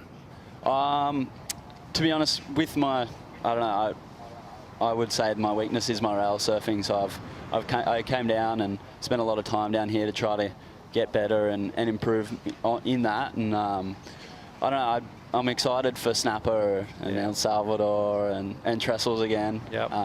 Those events are really exciting, and I'm also super excited for Fiji and Tahiti. Yeah, they're big barrels. I know that you and Molly grew up lucky enough to have some great reef breaks around home that you could tap into. And we know that you guys have a lot to give in those kind of conditions. But, yeah, looking forward to it. This trophy, let's talk about that some more, because on the women's side, we've got in the next quarterfinal heat a couple of former Bells champions fighting it out for a place in the semis. But other than that, you know, someone's going after their first Bells trophy, their first Bells title, I should say.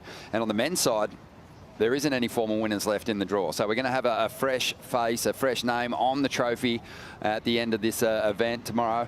And yeah, it's hard to pick who that's going to be, Rich, on both sides. It's really hard. And, you know, we've been talking about our fantasy surfer teams through the event, and it really hasn't gone that well. It's been really hard to pick it.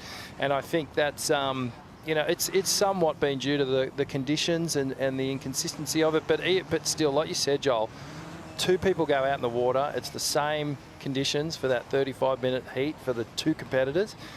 There's got to be only one winner. So, yeah, it's hard to pick it. I mean, on the women's side, Gabriella Bryan, to me, is looking really, really good. And of course, Molly's been a standout as well. Yeah, we've, like I said, still got a couple of former Bells winners left in the draw, and they're both meeting each other in that next quarterfinal heat. Caitlin Simmers and Isabella Nichols are up next. Set waves approaching, 40 seconds to go. And this might be just the opportunity Lakey Peterson needs. 30 seconds to go. Not sure there's too much behind this set wave. So if Lakey can really surf out of her skin here, she might have an opportunity to turn the heat. She lets this one go. Molly says, thanks. I'll try and improve on the 3.5 and put it out of reach. And you can see why Lakey didn't go that wave. There was a big split in it. But I just don't know if there's anything else coming her way. As Molly goes looking for more on the inside. And she will take this one. Loading up, plenty of speed, has the airs that she can go to, throws the reverse, almost rides out, almost had it. So doesn't get a big compliment to the 7.83. But she didn't need it in the end. She did the work early on in that near excellent 7.83, and yeah, the 3.5 was enough to keep Lakey Peterson chasing in the late stages. It almost can be pinpointed that hustle at the start of the heat, where she pushed Lakey onto that wave, and then the rhythm of that next better set that she got on could have been the determining factor in this one. Yeah, tough one for Lakey Peterson. Not a whole lot of opportunity there, unfortunately, but, well, a great start to the year in her title defence for Molly Picklum there, Joel. Yeah, that was not the best heat for waves, but Molly got it done, and she surfed really well on that 7.83, and yeah, into the semi-finals. It's a great start for Molly. You think she can back it up this year? I definitely believe in her. She's so talented, and she seems like she's just in the best mindset at the moment, and I think she's got it in her for sure. Awesome, mate. Well, congrats on your run last year on the CT. Some big performances. You mentioned Trestles. We remember some of the big heat wins that you had there. But yeah, keep working on things, and looking forward to seeing you over in WA, and hopefully we get a lot more swell over there. Yeah, I think there's looking like there's going to be a lot of swell, so that's pretty cool. We've still got one more big quarterfinal clash to come to set up the bottom side of the bracket here on the women's side, and it features 2 former winners here at the Rip Curl Pro Bells Beach. Stay with us.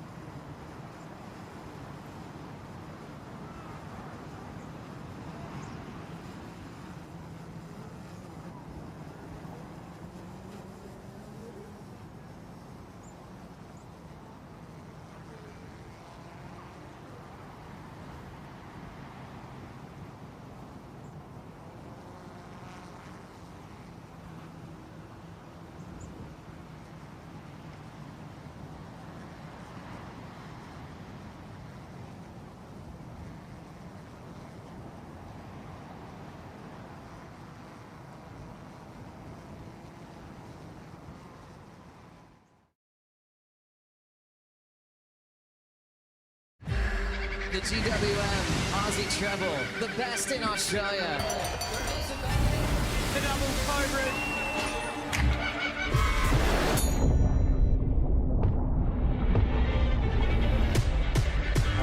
Bells are ringing here on the cliffs of the Western Australia Margaret River Pro. Gold Coast, Queensland, Australia. Tank 300 is yours.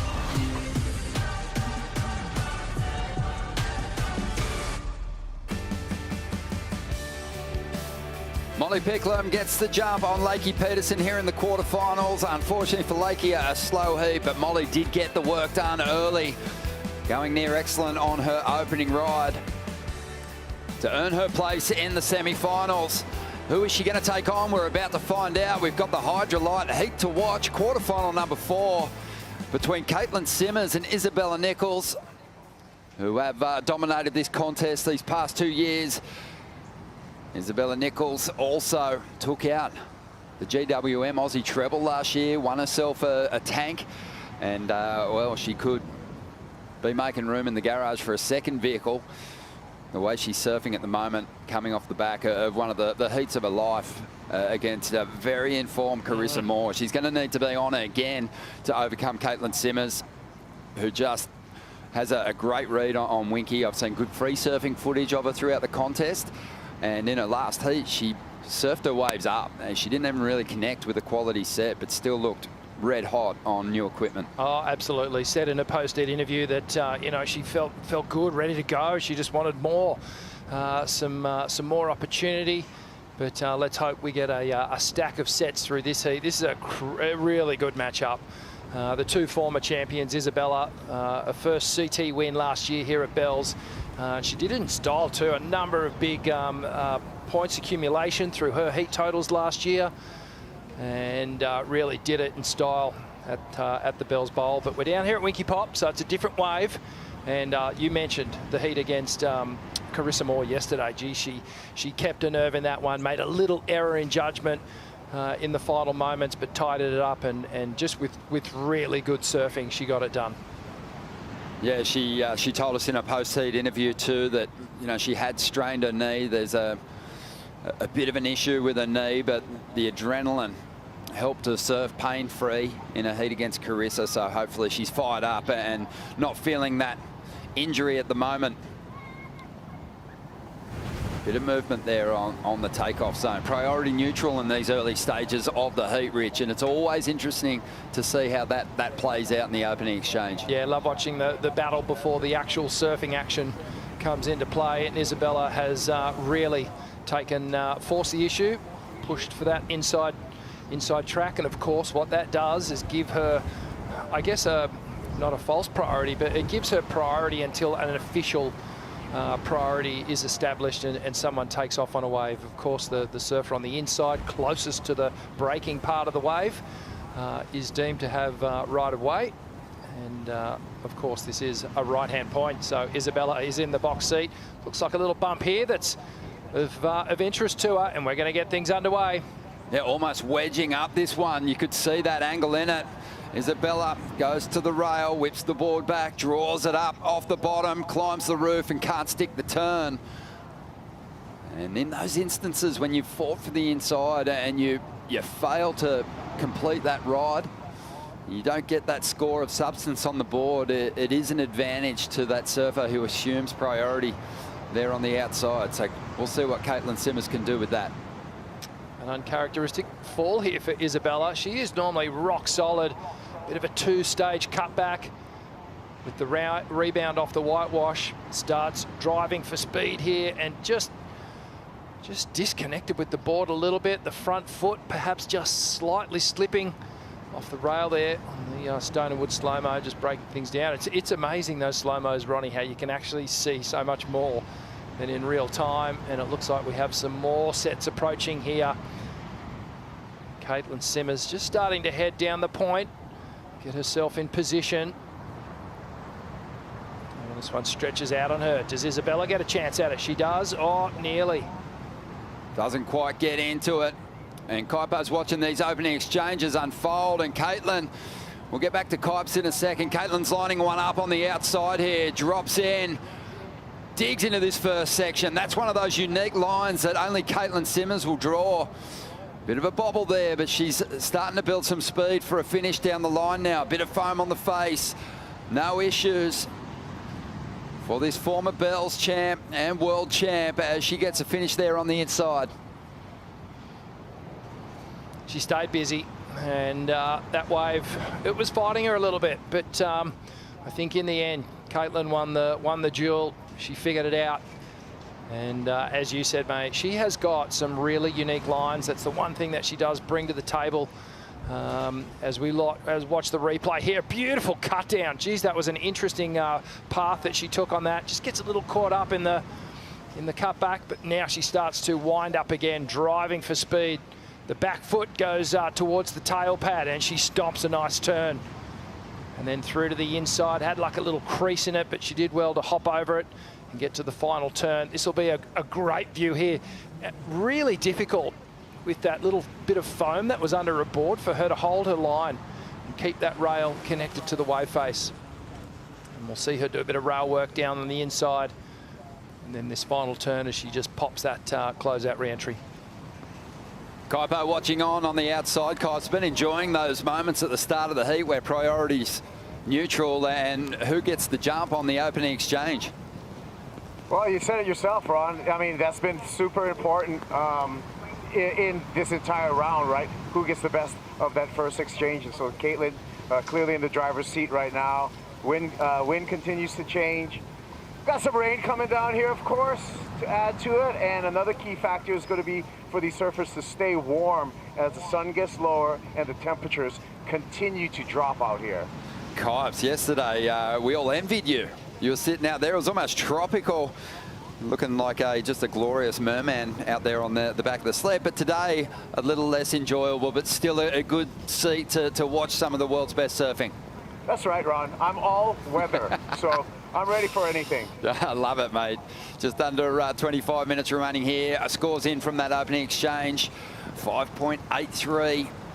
Kaipo's got the Apple Watch on, so he sees those numbers drop in. You can see why the judges didn't go super high with Katie's wave. It didn't have that one big impactful turn, but it is sort of fun to watch, isn't it, Rich? It kind of takes me back to Tom Curran. Sometimes it was the stuff that he did in between his major turns that made you really appreciate the approach.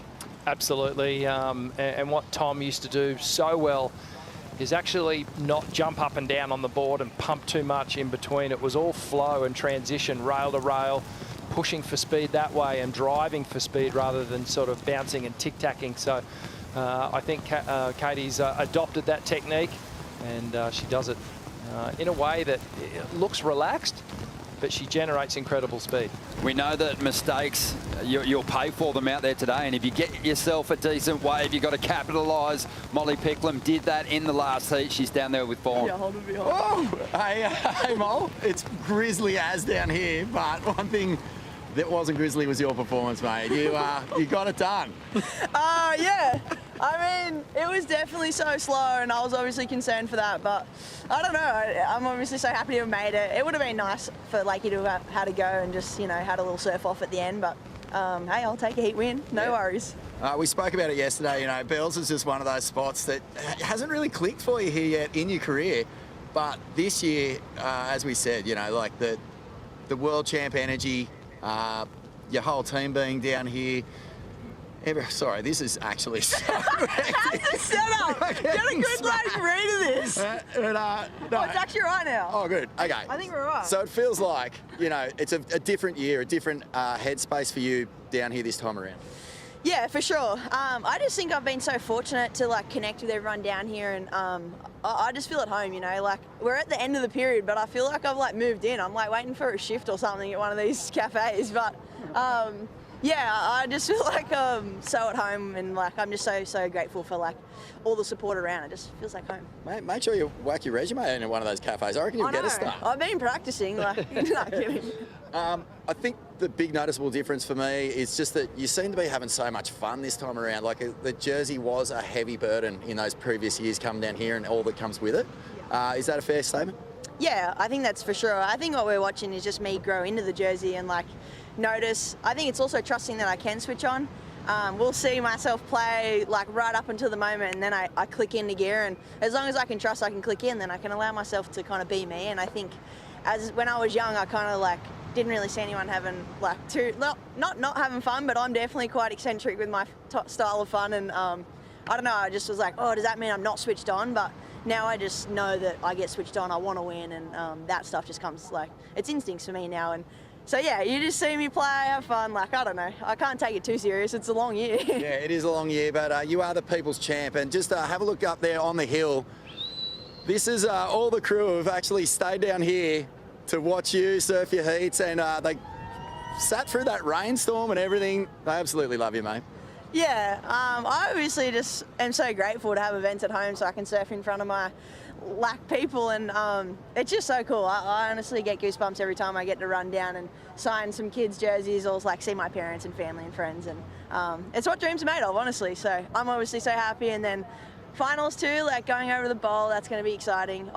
Tully, like, he's watched my heats, right, from previous years. He's like, you've not had bowl or any great conditions. So we're pretty excited to hopefully just like get actual surf here in Bells, and let's see, I think it's like going to be a good day tomorrow.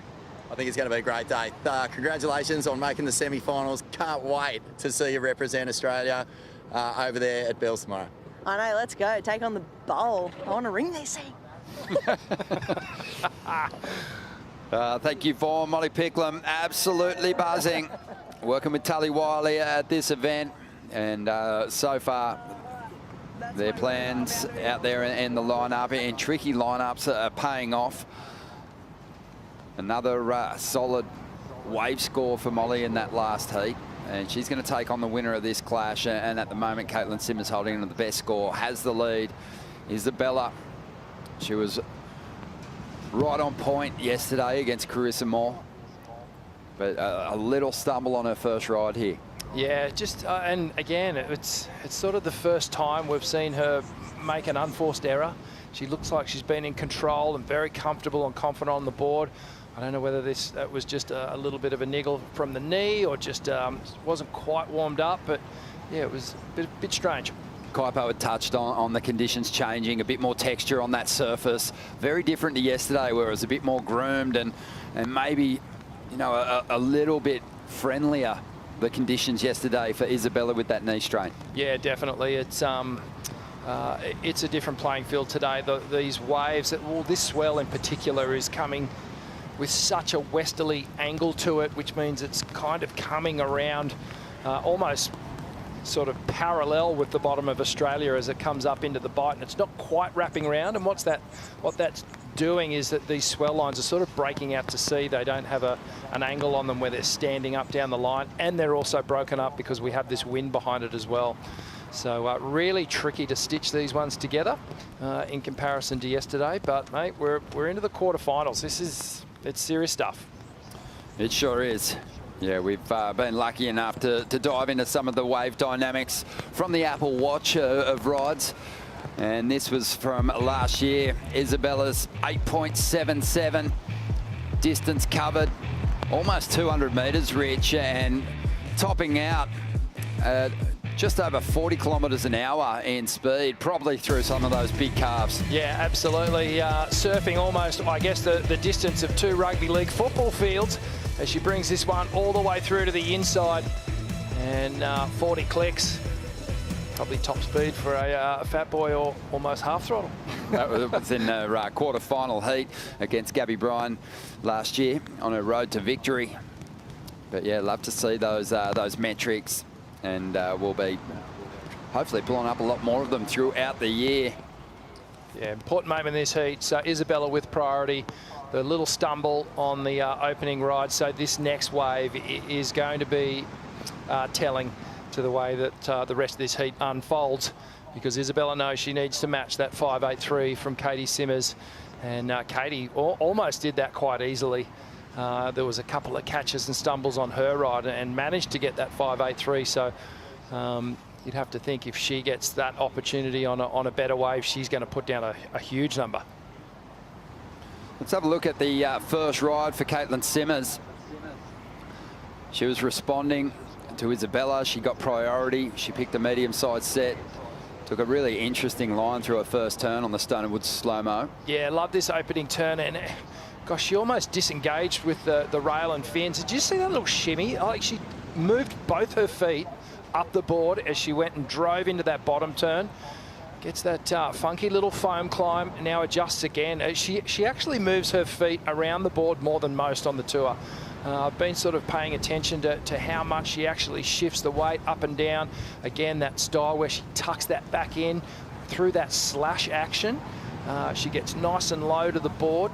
And the way that she transitioned from rail to rail, that lowness and getting down that center of gravity, keeping it low, allows her to really just produce all that power and load up on that power on the rail of a board and drive out through it. 6 CT wins already for Caitlin Simmers, along with a victory in the WSL finals over at Trestles 24. She's going to win a lot of events, just how cool and composed she is, and that's just in a very short period of time as a CT campaigner. But kind of respect the fact that, you know, even with that winning formula, she's still seeking out fresh feels, getting some sharp eyes under her feet for this event, but obviously still getting boards from Chris Borst as well.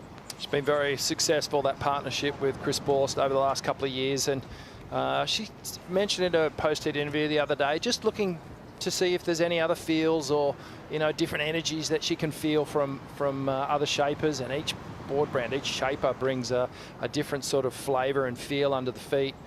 And it's not a bad idea, in my opinion, to just try it, even if it's, you know, not a full-blown commitment. It's just to kind of feel if is there something missing? Is there something that can develop within my surfing on different equipment? I certainly felt that a couple of times, Ronnie. There was I'd been riding Luke Short's boards for so long, and Luke and I had a very long relationship, but I got a Merrick one time, and it completely changed the way I surfed. And then I went back and discussed that with Luke, and we'd put elements of that board into what we were working on. So it was these surfers, men and women, are always working on their equipment, because it is everything. 15 minutes to go here in this last quarterfinal heat for the women to set up the semis as the men get set. And here's a couple of Red Bull athletes, a couple of Olympians chatting it out. Valentino Gaselli and Griffin Colapinto, who's coming up soon.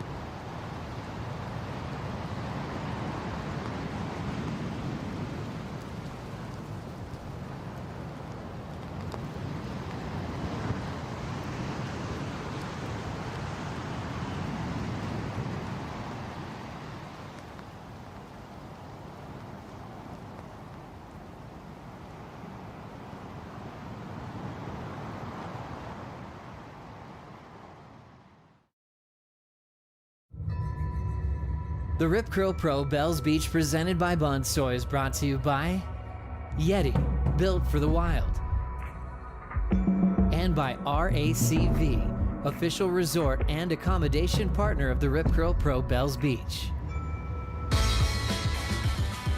Welcome back to the show. We've got 12.5 minutes remaining here in quarterfinal number 4. The Rip Curl Pro Bells Beach presented by Bonsoy. We are running over at Winky at the moment. We've got 2024 world champion Caitlin Simmers out there against last year's Bells champ, looking to go back-to-back. Isabella Nichols And she has gotten herself a wave during the break that's got herself the lead here. 4.5 for this one, Rich. Let's have a look what happened here.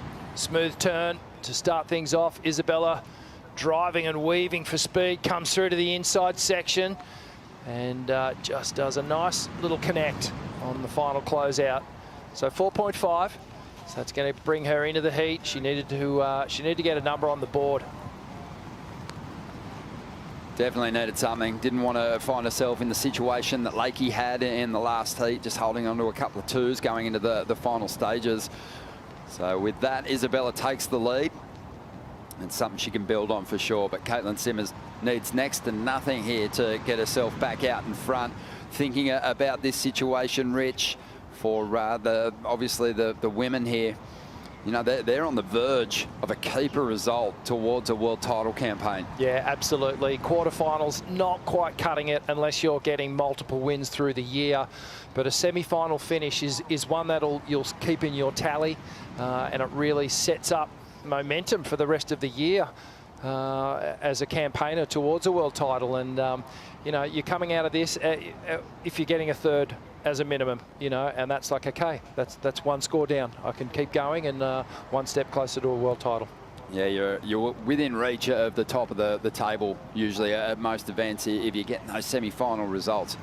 There's also something psychological about seeing your name up at the top of the ratings as well. Coming out of the first event, you're like, oh, okay, I like seeing it there and I want to stay there. And then it's almost like, not like you're trying to defend it, but you're just trying to stay up there and keep the momentum going.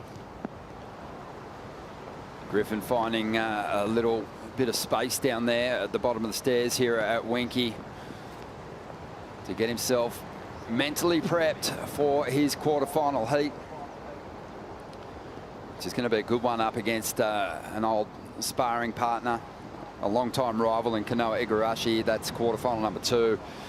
We are going to see Baron Mamiya and Miguel Pupo surfing it out for a place in the semis first. Baron making his way down now. Yeah, so Baron fully suited up, jersey on, make his way to the top of the point just to perhaps have a quiet moment away from everyone. Griff didn't even look like he was in his wetter yet. Perhaps he's got it on under the kit. Yeah, Baron Mamiya has been surfing extremely well, as has Miguel Pupo. So unbelievable start to the year for those two. And for one of them, it's going to get better.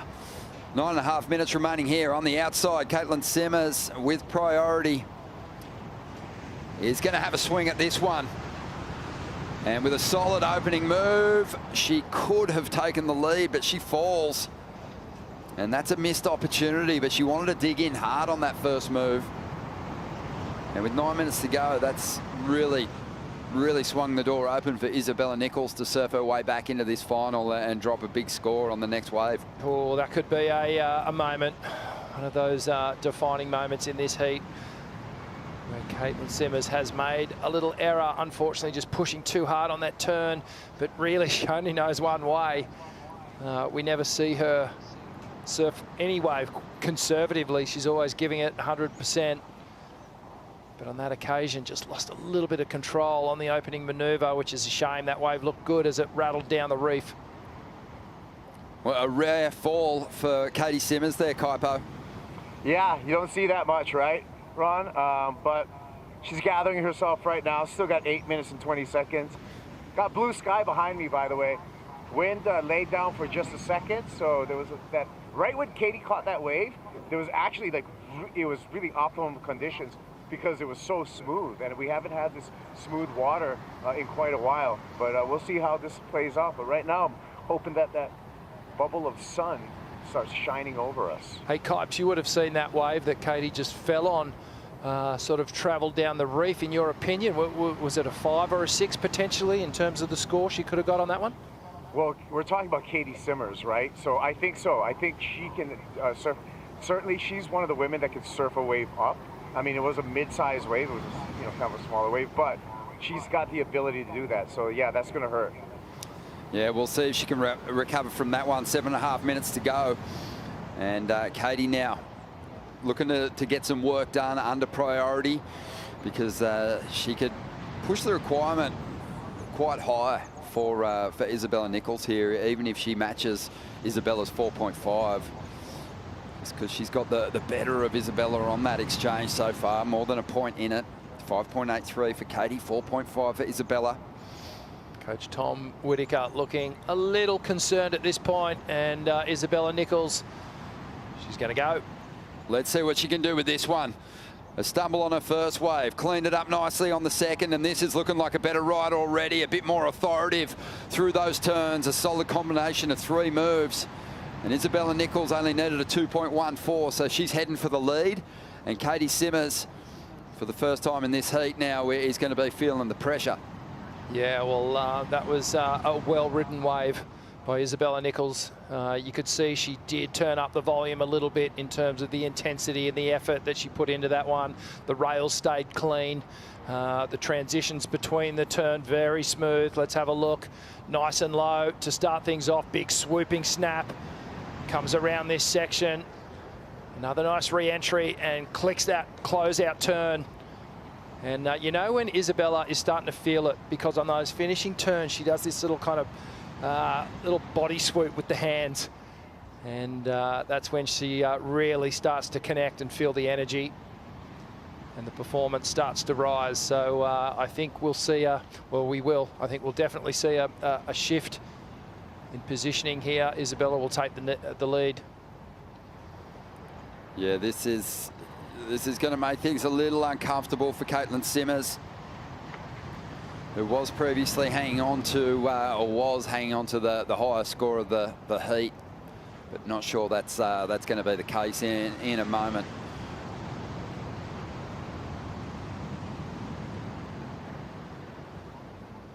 Just waiting for scores. Judges taking a little time with this one. They'll be comparing it to Katie Simmers' first ride as we watch the Stone and Wood replay. Beautiful action here. I love the technique, upper body of Isabella Nichols. She just keeps that back arm coming across the chest and down, which forces the power of the turn to stay connected to that heel side rail. Yeah, impressive 6-point ride. A 6-point ride sees her into the lead. Caitlin Simmers, though, has a 5.83, which is a pretty decent score. She needs a 4.68. Bond University athlete health check. Isabella Nichols suffering a knee strain prior to the contest getting underway. And luckily, we had a number of lay days, Rich, which allowed her to ice it, get treatment on the knee, and by the time she hit the water against Carissa Moore, she was doing okay. Yeah, and thankfully got a little bit of time to let it heal. I think it was diagnosed as a very, very minor tear, but nonetheless, these little niggling injuries can have an effect. But she referenced the adrenaline factor yesterday. When you get in a situation like this, the body's full of adrenaline. It almost acts like a painkiller, and it just neutralizes any sort of pain in your body, and you focus so hard on what you've actually got to do. In those situations, you know, does your adrenaline spike more if you're coming up against a big name? Because she's had to face 2 of the toughest opponents in the draw here. Yeah, I think so. I think she's just that locked into the process, and I think Isabella, in particular, in the last 12 months, she's done so much work on her own confidence and self-belief that these big matchups, she gets up for them. I don't think she's intimidated by them as much as maybe a couple of years ago. But, you know, she's starting to be talked about in this elite class. Let's have a look at the GWM recap. And it was Katie Simmers who got things started off with this, well, it was a uniquely ridden wave, in my opinion. Showed us a lot of variety and this different approach that Katie Simmers brings to each and every wave that she rides. She locked in that 5.83. And then Isabella, with patience, just started to build her campaign back into this heat with good, solid surfing like that.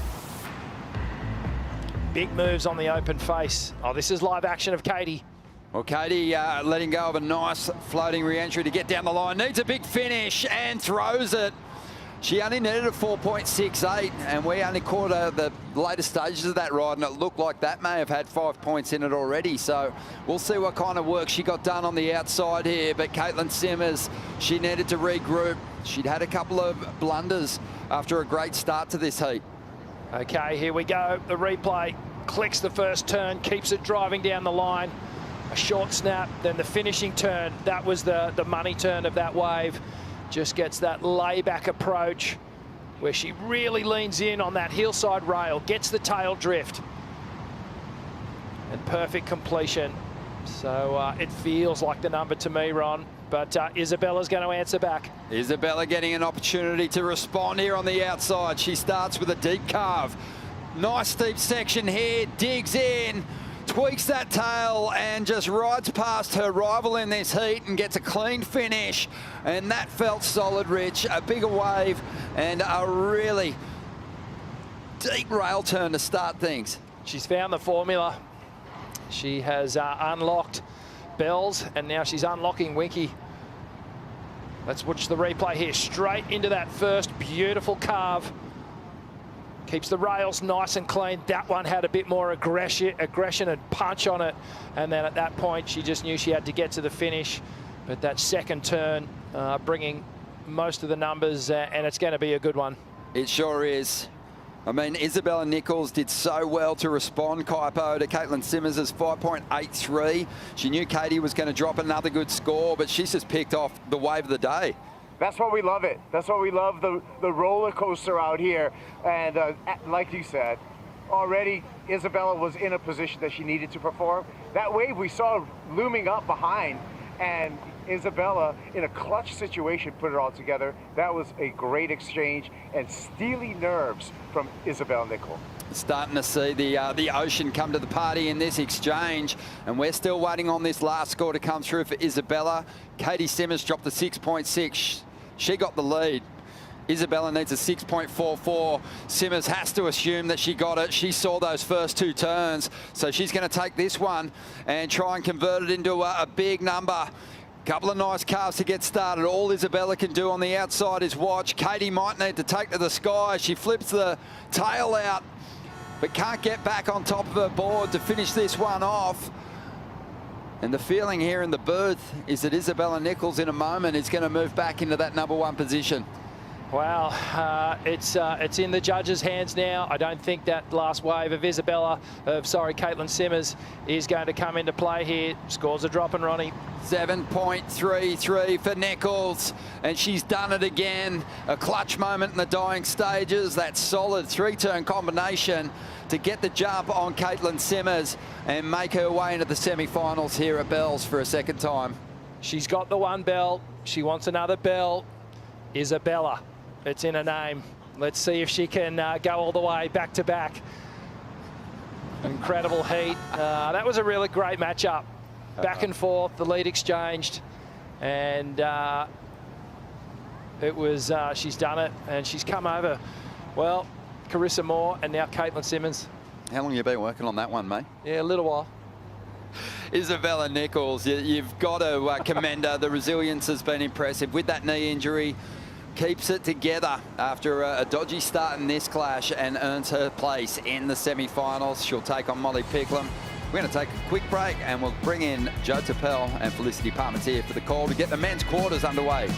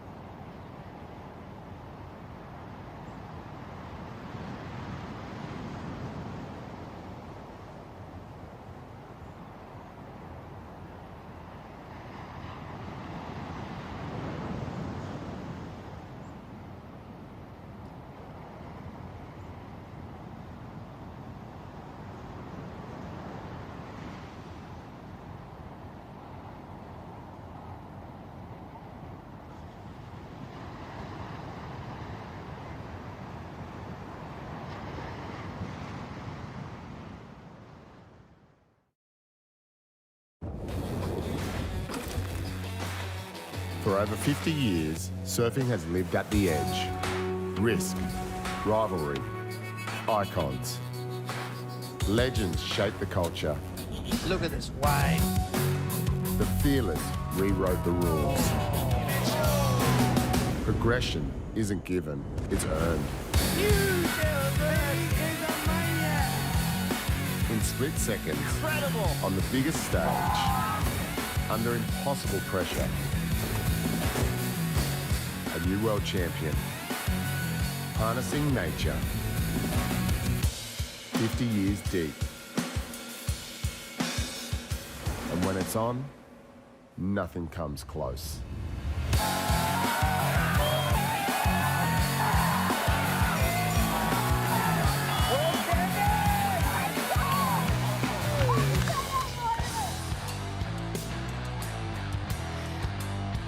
What a year we have ahead of us. One of the greatest looking schedules we've seen for the Championship Tour, all starting here once again in the great surfing nation of Australia. It feels like a tradition, and being at the longest running surf event on the calendar here at Bells Beach, it feels extra special to start the party for what's coming next. Joe Turpel with Flick Palmatier. We have the semifinals set for the women. Now it's time to do the same for the men. Oh, yeah, it's exciting. And you know what? Okay, yes, it's a little bit slow, but when those moments come through and the sets roll through, I mean, that last heat ended in fireworks there. The exchange between Katie and then the back and forth with Isabella. And yeah, it's really exciting when they do come through. There's so much scoring potential, and we're seeing big numbers still be dropped. Yeah, big champions being dropped. You know, that's been a big theme, especially past Bell's champs. You know, now Katie a part of that list as well. Isabella will now have Molly Picklum to deal with on the back end of the draw, and then Gabby Bryan takes on Alyssa Spencer. The only one that can add another bell is Isabel on the women's side. As we see Miguel Pupo versus Baron Mamiya, Goofy versus regular, Brazil versus Hawaii. Miguel with so many reps around the world into his 10th start here at Bells, just his second quarterfinal appearance. And the heat that he had with George Pitar yesterday is in fact his best combined heat total of his career, 16.77 combined total. 2 scores in the excellent range, so now 5 excellent scores for Miguel in his career at Bells. The Goofy foot just repositions a bit here. Just getting some room away from Baron Mamiya. Baron getting coached with Luke Egan, Miguel with Adriano de Souza. It's a fun final series bracket, especially for Baron, who is used to Pipeline to kick off the season the last few seasons on tour. And for him to already be in a quarterfinal at Bells, that's a big accomplishment so far, knowing that his pet events will be towards the back end of the year. Baron now up. Snap gets a little sticky. We'll see if he hangs in there. The wall opens up. Throws down the open face hook and looking for a big major to clean this one up. It's a solid snap with the tail blow. Little sticky on that first turn. He felt it, but hung in there just to get a score on the board. Yeah, I think just with today's conditions, even if it does feel a little bit sticky, you want to be converting on these waves. It's just so important. And I mean, this could be a backup score potentially, you know, just with that inconsistency today. So let's have a look what happened here. So he drives up into the lip and the nose almost pokes. So does a good job, but kind of just staying with this one. And I mean, for me, if I single out one moment, that was my favorite. It's got to be this last maneuver. Releases the fins and kind of grinds across the top of the lip there. So a little bit skate-ish in that approach. But yeah, that was my favorite turn, the last one. And yeah, just nice way to open the heat. You want to be, any wave you take off on, you want to be converting. Score comes in for Baron at a 4.5. Representing the North Shore of Oahu. Was in the spotlight at a young age for his willingness to charge at pipe and backdoor. He had an early nickname, Backdoor Baron, because he was out there so young, just kept picking off great waves, and he got recognized by the Irons family, got an award from the Irons family at the Surfer Pole Awards, and he was just over the moon. Couldn't believe that Bruce was handing it off to him, and he said just amazing words that he was going to take over pipe one day. They saw it coming, and he's done that. Miguel Pupo, from a great surfing family. His dad Wagner shaped a lot of his boards when he was coming up. but a solid member of the JS program. And remember, you get points for your shapers once you get to the quarterfinals. And JS putting together a solid team this year to put some pressure on lost surfboards in 2026. Yeah, totally. I mean, you even look at the heat, just these quarters and the way they've lined up. You got, yeah, you've got a few JS team riders really still left in the draw. You know, you've got Kanoa and then you've got Sammy Pupo as well. So JS making an absolute charge, the first event of the season here at Bells. But I mean, look, if I rewind back to yesterday, I mean, you got to take your hat off to Miggy and the performance he put in. I mean, he didn't have you know, an easy heat. You brought it up before. I mean, George Pitar was on fire, really, in the beginning stages of that heat. He just kept going, you know, from strength to strength. Miggy sat there really patiently and kind of turned the heat around in the space of probably anywhere between 5 to 10 minutes. And yeah, his strategy was incredibly stuck to his guns and yeah, ended up turning in an excellent ride. So yeah, Miggy yesterday was looking on point here at Winky. Things have changed obviously a little bit today, but I'm looking to see what he has in store. Well, Kaipo Guerrero's got a great vision of this heat right now. Kaipo, what'd you see about the positioning moves to kick off that opening wave? Well, it was pretty interesting. Miguel Pupo proned the wave in that opening priority to try to go wide and maybe sneak one under Bryan. But it did pay off for Bryan because he was deeper and got the first of that exchange. So now priority to Miguel and the back and forth begins. But it's time for my froth. I have many froths, but my froth right now is when I look at the brackets, Joe, we could have an all Pupo final. Oh. Sammy's in quarterfinal 4, Miggy's in this quarterfinal over here. That's worth frothing over. And I got to keep frothing and with all my many froths to avoid hypothermia. Because you know what hypothermia is? That's when you put an island boy out in some icy water for a long time. So I'm going to keep frothing out here, Joe. I love it, man. Keep frothing. That'll definitely heat you up, Kaipo. Always good to froth. He's always got a full cup of Bonsoy with him when he's frothing out. And yeah, picking out those brotherly opportunities for finals. You know, you get excited when there's a potential moment where they can meet in the final one day. It's Miguel and Sammy's dream. Well, what if it happens at Bells Beach? Well, the stage is set. Miguel's in the water now. Sammy takes on three-time world champ Gabriel Medina. So he'll have a lot of work to do in that one, but he's up for it. Oh, he's definitely up for it. I mean, if you think about the performances that he's put on, he's surfing so fast. I mean, obviously we've had, yeah, the comp at Winky. We'll get back to that because his brother's up. Miguel setting up a little snap and then decides to fade it. So trying to find more of the tempo of this insider, and he'll just get a score on the board and feel out the start of this heat in Winky Pop. He said, you know, with that win over George Pitar, that was his first win at Winky Pop of his career. Looked like he's done that a lot of times with a couple of big 8s heading his way. But he's found it challenging to win heats. He said he's gotten great scores. It's just he's never gotten the jump on anyone at this venue. 3.5 start for Miguel compared to the 4.5 for Barron. So Pupo swings again. Quick to the lip on this one. Right off the top again for just a 2-turn combo. So we'll see Miguel take the lead. Yeah, Miguel there just staying pretty busy under priority.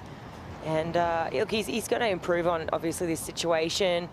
You know, it'll be in the sort of lower range, but just applying pressure. I mean, and the other thing is this, yeah, let's break down what happened. So, smaller inside wave. There was a lot of space between himself and Barron in the lineup here, but a couple of quick belts on the backhand. And, yeah, he's going to improve on the total. But really, there hasn't been a set yet in this heat. So I think he's just like, okay, there hasn't been a set. There's an opportunity here. Let's just take it, see if I can improve on my situation. But yeah, look, things will change, obviously, when this first set rolls through. Just trying to think about past finals with brothers at the CT level. There's been a lot of heats. You know, we even got to see a Winky Pop version in a Wave Starve matchup with Crosby and Griffin. They just wanted more. It was just the ocean kind of went flat. There was so much buildup for that one. I remember one with an all Hobgood matchup. It wasn't a final, it was at the Coldwater Classic.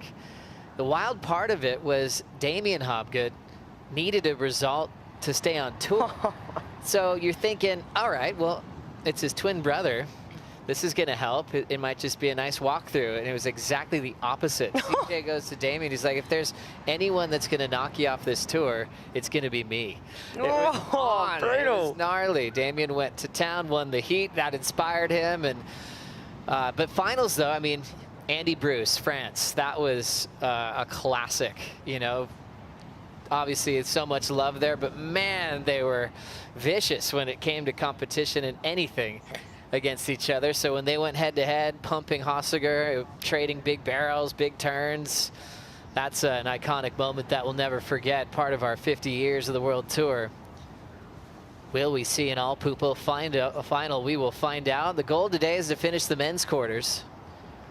Yellow alert happened earlier today, knowing that we're crowning our Bells champions tomorrow on Saturday, which I guess was an easy call. Last day of the waiting period. We used every bit of this waiting period to pick the best moments for waves. Priority with Baron Mamiya. He's out there in blue. Last score for Pupo, the tier two-turn combo, a 4-point ride. Isabella coming off the win over Caitlin Simmers. Walking up the stairs.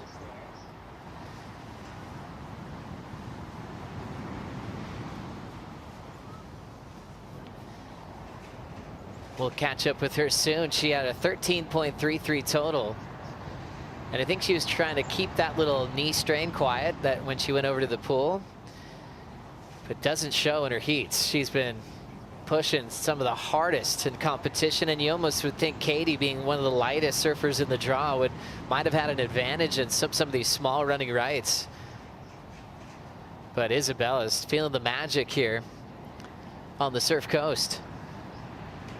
She looks polished. I feel like even more polished than what we saw last year. I think she's tightened up a few things in the off season. You know, everyone's dropping clips on socials, putting the work in, and you know, spending a lot of time at home. And I saw some of the clips coming out with some of the surfing that she was doing, and I'm like, wow, okay, she had her best year ever to date on you know, on the tour last year, finishing number 6 in the world. But then, yeah, this year I feel like, you know, and it's hard to back up such a good year, I think, like, but she's sometimes it's hard to back it up, but sometimes you continue with the momentum, and it feels like Isabella Nichols is definitely in that sort of purple patch, and yeah, she's definitely continuing with the momentum. It was a hard matchup yesterday with Carissa, and then another hard matchup this morning with Katie, so she's continuing on. Let's hear from Isabella now on the glass with Jessie Starling. The dream of defending the bell lives on for another day. Finals day, you're into it. That was a really big heat to get a win over Katie Simmers. Yeah, that was crazy. She's had my number out at Winky Pop the last few years, so when I saw the matchup, I was like, okay, I'm going to have to be on the best waves and do some good surfing, which, you know, the plan didn't really start to plan. I kind of went a pretty average wave at the start and turned around to see her on a bomb. But, yeah, I feel like I really got away with a lot in that heat. So I'm just so stoked to be back in finals day here, and hopefully we get to surf the bowl tomorrow. Obviously, really different conditions to when you won your bell last year, but it just looks like you're so connected with this place. You know, it feels like Molly even talks to it in her post. It feels like a second home for her. It really looks like it's the same sort of scenario for you. Oh, 100%. Like, I've been coming here since I was 15, 16 years old. I remember my first trip here was actually about a month before the World Junior titles that I won in Portugal, because like Ericeira is very similar to bells at times. And that was when I first started working with Robbo and Kale. And I've been coming back like 2 to 3 times a year ever since. So it does feel like home. And when the weather's like this, it's very nice too. When it's cold, it's cold. But yeah, I mean, I'm stoked to have Botsy in my corner this event. Like, he's really been guiding me onto like which waves to catch and where to sit, because it is a tricky place. Like, it looks pretty straightforward from the beach, but both Bells and Winky are probably like 2 of the hardest waves to surf. So it's a matter of like being on the right waves and really capitalizing on scoring potential, which is 2 very difficult things in our sport. So I'm just bloody stoked. Let's chat semi-finals. It's a big one against previous year world champion Molly Picklum. She's also a really good mate of yours, but you have something that she doesn't, and it's a bell. What are you going to do to get the advantage over Pickles?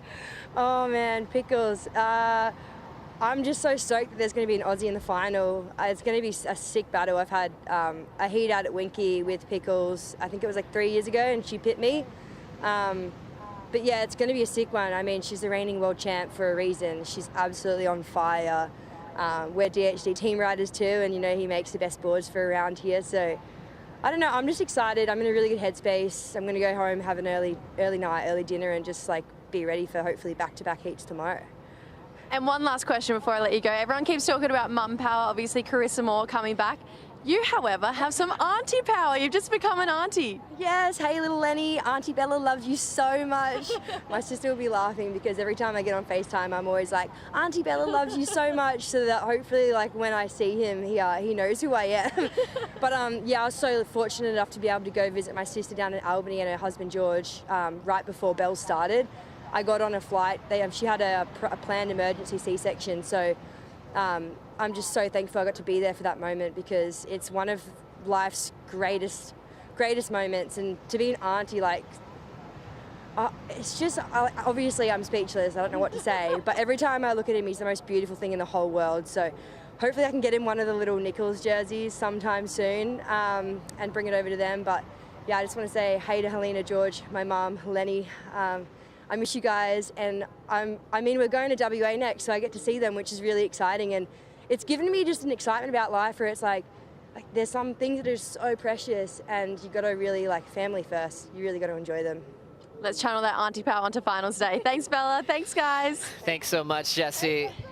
Isabella always lights up when she talks about her family. Remember last year, Flick? I think it was the El Salvador event. She was just looking at the waiting period when they might run finals day, and she was hoping she could get back for a big family event, a wedding, I believe it was, and it just means so much to her. And, you know, life on the road, you do miss a lot of things, and when you do get a chance to be a part of those big family moments, it really does mean a lot. She is glowing and, you know, feeding off that energy she got from her family. So now she's into a heat with Molly Picklum, a semi-final heat. Molly, reigning world champ, definitely has had Isabella's number. It's 5-1 in one-on-one heats that they've had at the CT level in Molly's favor.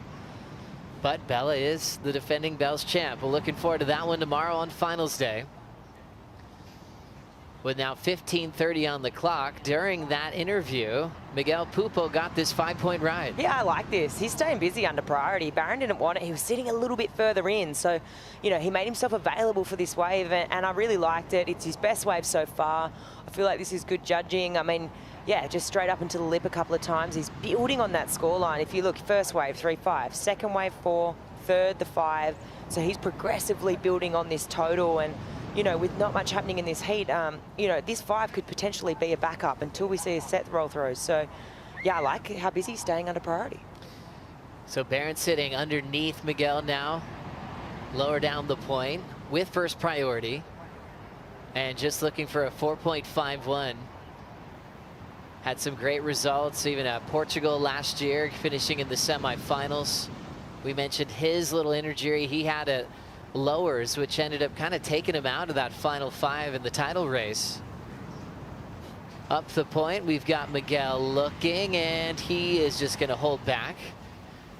So a completely different approach compared to the George Pitar match he had, where George was the one looking at everything and turning in unbelievable scores. Tons of 7s from the Australian, where Pupo just waited for the best waves and it paid off. So little different style now in the heat with Barron Mamiya. It's look, really, when I think about, though, historically today, you think about all those women's quarters. I mean, there's been a few different ways to do it. You know, I go back to the first one where we were in the booth together, Joe, and really it came down to the fact that Alyssa Spencer had that inside position over Betty Lou, and that really dictated the whole heat. There's been really pivotal moments. I think today, though, just when you know there's 1 or 2 sets coming through, it is so crucial that you find yourself on those. So even though Miguel is building on his total, Barron's sitting out there with priority and not a proper set rolled through yet. So when that set comes through, he's going to have right away. Another great view of our landscape here and our lineup here at Winky Pop from the Victoria Flight Cam. It has been a busy Friday in our quarterfinals at the moment. The Brazilian veteran Miguel Pupo leads over Hawaii's Barron Mamiya. We'll be right back.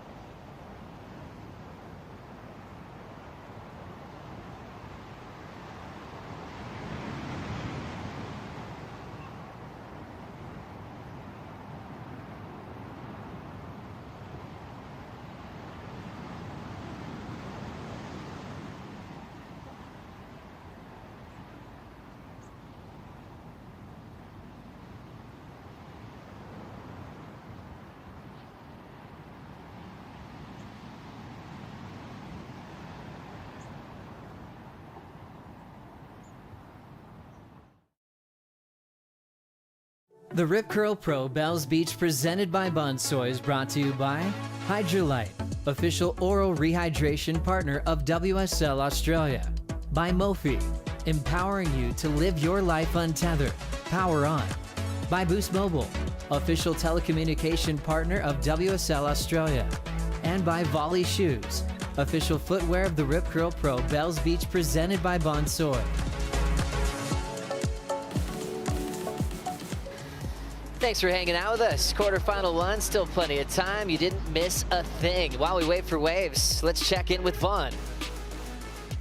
Well, when you think of the Rip Curl Pro, you think of Aussie legends, and they don't get much bigger than Volley, who are down here for the first time with this epic activation. Shoes, games, it's all happening. And Thomas Diamond, mate, how good is this? Yeah, it's pretty unreal. I mean, this is our first time we've ever activated in general, let alone at Bells. We're stoked to be here. We're doing a special discount, which is 20% off all footwear. It's exclusive to Bells. Let's have a look at some of these things, mate, because this is the icon itself. I wore these back at Billy Nudgel Primary, run around the playground, kill the deal with the pill was our game, but obviously they got outlawed, not allowed to tackle people in the playground anymore. But that's an icon, mate. I think everyone wore these in primary school, and everyone says that when they come in here, that, you know, they're in awe. These have been passed down generations, but we don't just have that. We've got a whole bunch of different ranges. Our snug range, great for cold days, and then above we've got our Evolve range, which is our modern range, yeah. And aside from the 20% off, there is a major attraction down here, which is the claw game. Mate, you've got to walk us through this thing, because I've seen the line around the corner with kids trying to win prizes. Mate, you know, this has just been a constant 24/7 activation right here. We can give you a go if you want to have a whirl. Oh, mate, I'll do it after the shout out, because I have never won a single prize on these claw games ever in history. No, look, neither have I, but we've seen tons of winners, lots of shoes won, pickleball rackets, anything you can imagine. Come down here, give it a whirl. Unreal. That's Volley here at the Rip Curl Pro for the first time. Play the claw. Come on down. Good man, Vaughn. Thank you so much. Volley shoes, they're incredibly comfortable, by the way, as we get right into live action. Miguel Pupo creating some space. Really leans into that backhand snap, throws some water off the tail. End section approaching and shuts it down. Well done to Miguel Pupo. Baron Mamiya looking to get involved here. This will be his second scoring ride. Throws down the wrap. Pushes back on the cutback. He's hoping for a vertical wall. Opens up with an ice off the top and hits the lip line and steps off. He's had a lot of different types of waves here at Winky Pop. He did a combination of airs yesterday. Alley-oop to frontside air reverse. It was a cool transition into the 7 range. That was helpful for him getting into today's heats in the quarterfinals. Miguel had a 4 to improve on. If he does that, he'll strengthen his lead out front. Let's start with Miggy's wave. Yeah, this is cool. Just staying so busy under priority here. Nice little up into the lip for the first one, and then he just gets so much speed and whip out of all these turns on the inside and finishes off so strong. You can really see just how hard he's pushing. And then behind him, Barron, I mean, he's just got the one wave. So this right now, anything he gets is going to better his position. Yeah, a little bit sleepy through this section, but he does connect here on the inside. He kind of chooses not to keep going, though. Just trying to get back out the back there. Look, we're splitting hairs right now between this heat. It's still pretty close as we see Miguel taking off on a better looking wave. Look at this wall for Pupo, going right into an arc in the pocket. Throwing another cutback, keeping him from just jamming down the line. It kind of sloped out a little bit and he lost some wave size, and then the end wedge came up and he was able to hack it, but it kind of went a little off pace there, just on the wave speed. And that cut kind of disappeared. So it was like looking at the wall, looked really, really rippable.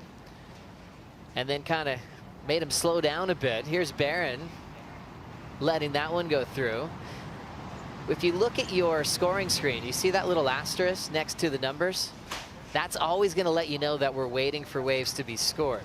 So you look for Barron, he's waiting for his wave. You see Miguel, he's got one next to his 10.5 total. That means The judges are still putting in the last exchange. Wave previous for Miguel, 5.5, so he's got one more to lock in. Barron's hoping for at least a 6 to get the lead change. I think right now it's still pretty close, right? And I think that's why this moment's really crucial, and you got to be thinking that's why those asterisks are still next to these surfers' names, right? The judges really want to get this right, really taking the time to digest it, obviously rewatch these waves and really nail this, because there's only 6 minutes on the clock, and these are really crucial numbers. This wave started off it had some size to it when he took off, so I was thinking, okay, this thing's going to start reeling down the Winky Reef, but kind of hit a funny section, almost like little sort of split in two, just lost the back of the wave. He takes the low road, still finds the finish. But yeah, that one there, I don't know, I just thought that it had a bit more juice to it as we see Barron sort of moving down.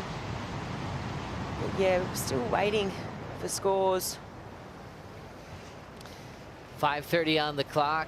Waves are coming through. We just got a message in from Renato Hickel and company and the Surfers reps that we are going on hold after this heat. Rider in motion. Barron Mamiya tags the lip line. Throws down the wrap in the pocket. Filling in the time with those wrapping cutbacks. Attacking the end section. Little 2-for-1 to finish from Mamiya. Now it's Miguel's turn.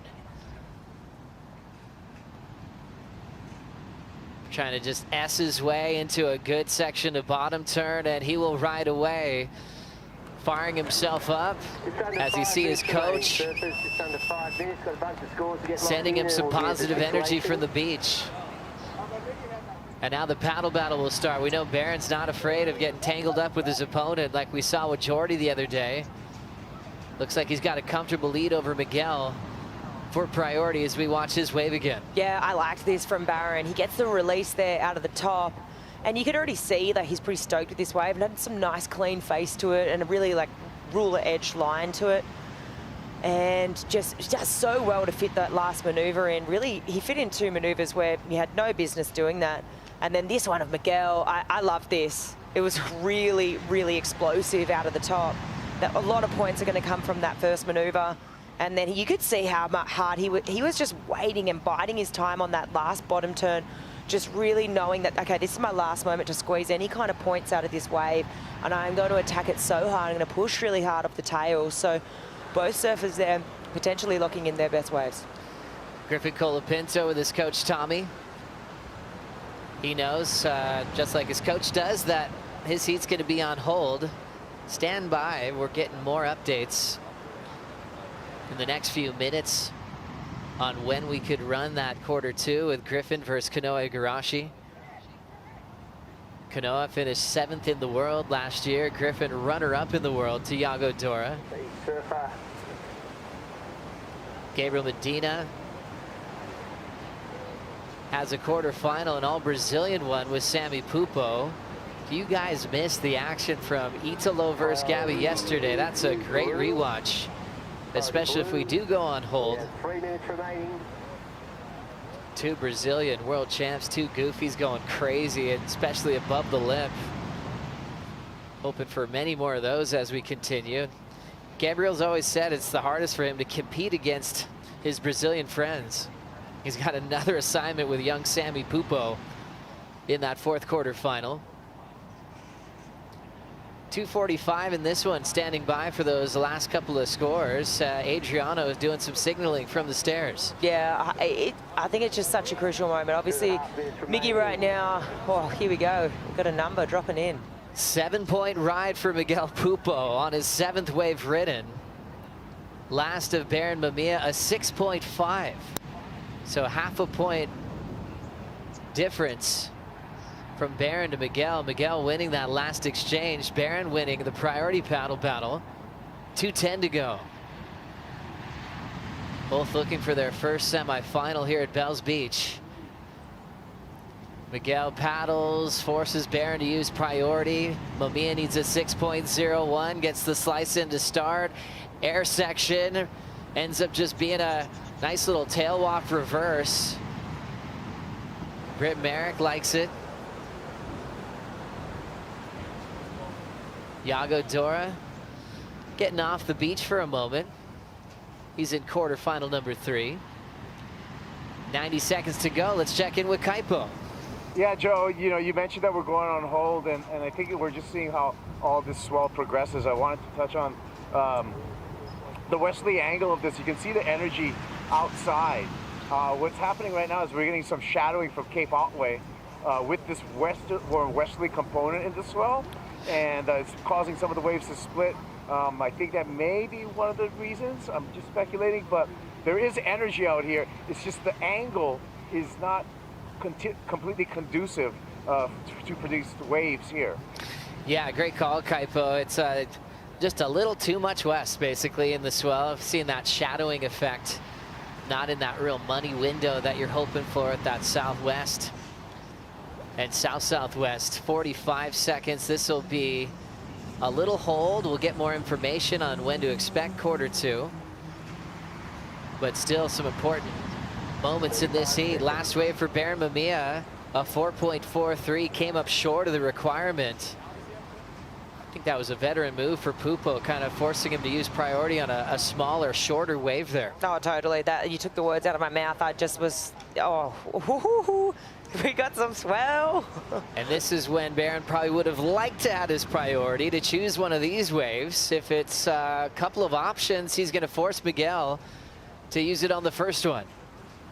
Rapid cut back for Pupo, looking to better a 5-5. He's already distracted to see what Baron might be doing, but we have run out of time.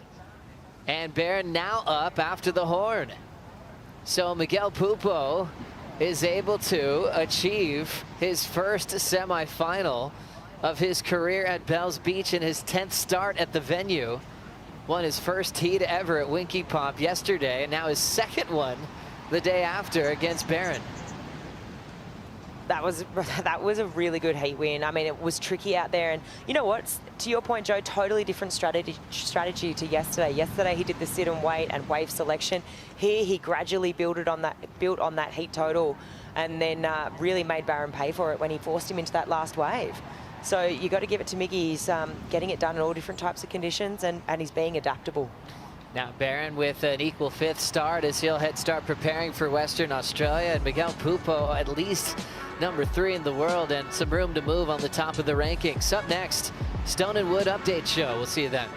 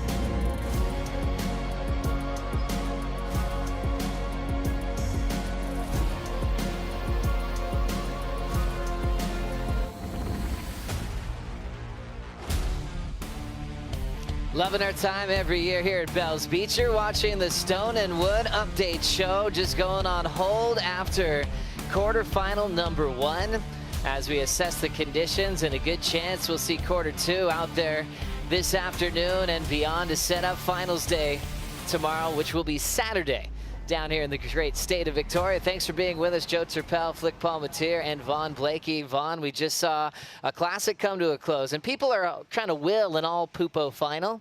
Well, we still got a chance. Miggy's into the semifinals. Yeah, he's looking so strong. Been very impressive throughout this event. I think on the day one, when we very first saw him, he put up one of the biggest scores of the day, and he's just managed to keep that momentum rolling. And on the other side of the draw, Sammy's getting about his business. He's growing in strength and speed, and he just looks more and more at home with every heat. So, yeah, it wouldn't be a surprise, would it, to see these two brothers go at it? And, I mean, how will Sammy handle Medina and just the aura, the energy of someone he's looked up to his whole life? Oh, it's a massive heat, and it is a really big hurdle because Medina, what we saw yesterday from him, we saw that clash of the Titans heat, Italo and Gabe, and it was incredible, right? Those two sparring and going at it. But for me, I was like, whoa, Medina is back and he hasn't gone anywhere. That power is just so evident to me. So it's going to be a big task for Sammy. But one thing, Medina has power. I think Sammy really has speed. So it's going to be a cool matchup. And I'm looking forward to hopefully seeing that one go down this afternoon. Got to give you props again, Vaughn, for the work you did with Sketchy, the Rip Curl movie. And I can't stop thinking about the parts, especially now that a lot of the characters in your movie are doing really well in this contest, like Molly Picklum. I enjoyed your chat with her in the post-heat interview in the rain under the DHD. Oh, mate. But I was right there with you. She's got this calm confidence about her this year. Yeah, she's really just inhabited the world champ energy, and she's using it rather than feeling buried by it like he has when she's turned up to previous Bells events. She's had the gold jersey on before, and it's almost been too much. You know, the attention of the media, it's like, is this our next great world title hope? Well, she's got that job done, and now she's turning up, and she said it herself, you know, she feels comfortable. She's owning that space, and that's what world champs do, you know. Like, it's a different thing to just have the gold jersey to being a world champion. You all of a sudden, you know that you are the person, and you can kind of own anything that comes your way and comes with that sort of title. But so impressive, man. Getting to film Sketchy, hang out with her. I was just blown away by how little the world title has actually changed her as a person. She is exactly the same grommet I met, you know, when she was 14 years old in the junior comps around Australia. So, so proud of her, as the whole country is. And I think as an ambassador for just women's surfing, what she's done in heavy water is something that everyone celebrates with good reason. Definitely. I want to get your opinion on her form, Flick, as she had Lakey Peterson today in the quarterfinals, quarter 3. These two, you know, have worked with Micro in the past together. They've been sparring partners. They've had a final at J-Bay together, which Lakey won. How'd Molly look for you in this performance? Yeah, I mean, Molly looks good. They're also really close friends, these two, as well. So they know everything about each other. You know when they're zigging, when they're zagging. You know how they perform, but Molly is just confident, right? And Vaughn, you spoke to it. I mean, but even in the post heat with you, Vaughn, she's like, I'm ready to ring a ding ding this thing, you know. And I think it's cool when she's just leaning into that. And yeah, the gold jersey definitely doesn't feel heavy. I think it's just, I mean, Molly just takes off, and yeah, I mean, she's oozing confidence at the moment. Obviously not an easy heat win against Lakey because Lakey was in fine form yesterday. But yeah, it's hard out there today. Unfortunately, Lakey didn't find the waves to tee off. You know, it's represented in the heat totals. But yeah, Molly Picklum just, you know, world champ world champ status, finding the only great wave out there, the 783. Yeah, it's, you know, she's always said it hasn't been the easiest event for her in the past. And like you brought up in the interview, there's been times she's carrying that #1 jersey into Australia, and then she's got F1 things to go to, media, TV shows, and she's like, I haven't even caught a wave on the bowl yet, you know, and she's had to manage all of that. But even in that heat, it's like she's breezing through it and getting some good advice from locals like Tully Wiley. She's in such a great headspace. I think the more heats she wins early, it's only going to be scarier for the rest of the tour to really challenge her this season on the championship tour, Vaughn. Definitely. I see a lot of similarities in the way that Yago and Molly are sort of owning their world champion status. And yeah, the confidence is one thing, but they want the fight as well. Like, they're really enjoying the combat. And we heard Molly say in that post-heat interview as well, Jay, you know, I'm spewing that like he didn't get a few more waves so that we could really go at each other. And you know, that's why champions are champions, because they're not fearing anything. They just want to get into that heat of battle. That's right. Speaking of heat of battle, Boost Mobile Heat of the Day was one that carried some Bell's titles, a world title from Katie Simmers. Isabella with the goal of going back-to-back, and she took out Carissa Moore, which was a massive feat, and with a lot of the old giants out of the event, Katie was kind of the one to beat in the quarterfinals. Yeah, she was 100%. And I just go back to the different lines. I mean, it's so evident here on this wave. One of the opening waves here, I think it was like, okay, Katie's on, and it was kind of swinging towards more Katie's favour towards the beginning of this heat, but Isabella just so composed here. And yeah, I mean, for me, with her, her boards look really dialed. I feel that she's just drawing really smooth lines. And yeah, look, this was also a crazy matchup. Obviously, they've both rang that bell. Katie fought back with this moment here, and then right behind her, Isabella probably knows she needed a score at this point and actually turned in what was the highest wave of the heat. So, never saying die, and that's real champ status right there. Yeah, I was sitting with Owen Wright watching this heat, and he was so impressed with just how staunchy Nichols was in her decision-making. That's twice in a row now where she's just backed her strategy.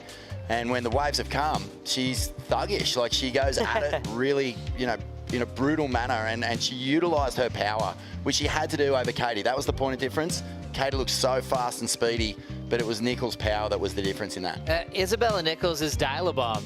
She doesn't waver off the game plan of owning the lineup. And it's one of those skill sets that can get overlooked when you're just watching ripping and highlight videos. It's your relationship with the ocean, knowing where to sit and living and dying by that, and knowing that she can trust her instincts on picking the right wave. Even the heat with wrist, she did that, and also did that against Katie. And that leads us into the Hydrolite heat to watch.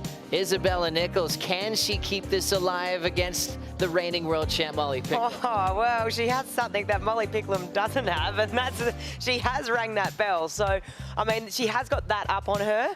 However, this is going to be, I mean, it is essentially a clash of the Titans on the women's side, really. Two Aussie these girls are battlers, right? And they absolutely, they're going to give it to each other because they've grown up surfing against each other. This isn't their first rodeo. They've competed against each other since they were, in their teens, pro junior days. Now, qualifying series, Challenger series, World Tour. There's a lot of history there, and I know Bella seems to be running with the momentum from last year. It's really clear to me.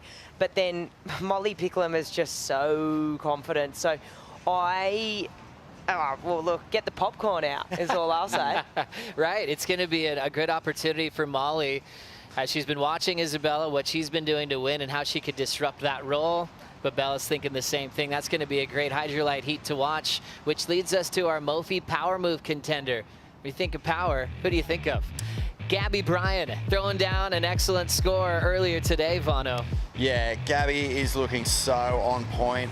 She actually made mention of the fact that she's never really connected or had a great love affair with Winky Pop. She felt like, she was always coming down here with one eye on the Bell's Bowl, and rightfully so. But Kale has been working with her very closely to get her in sync with this wave, and this was the wave that really said to me, okay, she's clicked over here. This is a wave that she fully connects with now, and yeah, for that power move, there was no doubt about it. That was a really strong score for a really strong turn. We've watched Cale Bell-Warren and his mood during heats. He's coached for so many years down here. She got that wave, and he just sat down. He's like, all right, I think we're good. Yeah. It was just like everything went to plan. Mate, I was sitting right there when that wave came through, and, I heard Richie Lovett talking about the noise a board makes when it hits the lip. Gabby's got that. But the other noise that was audible was a giant sigh of relief from Rochelle. She was just going, oh my goodness. It's not about celebration for the mums and dads who come down here. It is full relief when they see, their loved ones get the job done. So that was cool. So cool. Gabby Bryan still looking for her first bell, as is a Brazilian veteran who just made his way up the stairs. Miguel Pupo into the semifinals at this event for the first time. He's with Jesse Starling. Miggy, a big congratulations is in order. You've just made your first semi-finals ever in your championship tour career. That is such a huge moment. Congratulations. Yeah, thank you. Yeah, it took me a few years to make a heat down here at Winky, and finally made two, so pretty happy. I think the first event of the year is the hardest. Everyone's so ready, so prepared, so as am I. So yeah, happy to be in the semis, and have a good board. I'm feeling good the whole week, so let's do it. Keeping it alive for the goofs as well. Obviously, it's not traditional Bells and Winky. It's a little small and slow, but you just still feel like you're in this new flow state where you're just flying, really. Yeah, that's my goal, you know. I was trying to keep busy because I knew the tide's coming up and the waves are going to be slow, so I was trying to stay busy. And luckily, I got the second wave at the side, which was really good. Got a 7 on it, and yeah, after that, there was no wave, so I'm pretty happy with the result already. And let's just paint the picture. Let's imagine for a second semi-final, or final actually, because you and your brother are on opposite sides of the draw. What would it mean to have a final with your brother here at Bells if all goes to plan? Oh, it would be great, you know. He has a really hard heat, you know, against Gabriel, 3 times world champ. But Sammy's been surfing really well, surfing good on the rail, which is nice too. And I feel he doesn't need to do the airs to get the big scores, and that's really good for him. And I just told him, go, you know, that's all you got to do. And hopefully he look up to me and try to do the same. We love it, Miggy. I know you're really cold, so we'll let you go, but congratulations. Thanks, guys. Thank you so much, Jesse. Miguel Pupo thrilled to be moving on for the first time in his career in the semifinals as we check out finals bracket. Pupo waiting for his competitor. Will it be Kanoa Igarashi or Griffin Colapinto? That is a heated one. And reigning world champ Yago Dora has a feisty Italian Leonardo Fioravanti, who just took out Toledo yesterday. Medina, Sammy Pupo at the bottom end of the draw. Vaughn, you've been running around this entire area asking for people's picks on who's going to ring the belt. What are you seeing out of this finals bracket draw? It is so hard to pick because even, you know, the quarters we have left are just coin tosses. It's like everyone here has been on. Everyone has moments that, you know, when you get to the end of the comp and you see that person ringing the bell, you'll be like, oh, well, yeah, of course. You think back about their performances throughout the event, you're like, yeah, that's a rightful winner. They all have that moment. For me, personally, I was thinking about this morning, and I just love the story of Miguel Pupo. Like, this guy's been a journeyman. He's got a CT win under his belt. He gets better every year, and he looks like the guy, really, who has found some really beautiful form. I love that. And the bottom end of the draw, his brother's there, but his brother's dealing with one of the all-time greats, 3-time world champion Gabriel Medina, making his full-time return to the championship tour. This guy was able to sit down for a heartfelt interview and talk about his pure love for surfing, reflect on his passion for competing in front of fans, and discussing this life-changing journey that has led him to secure 3 world titles.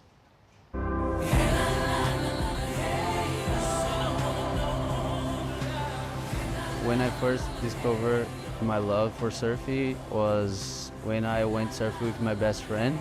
I just like the vibe, you know, all my friends playing, surfing, doing fun stuff. So, I don't know, I just fell in love. I wanted to do that every day.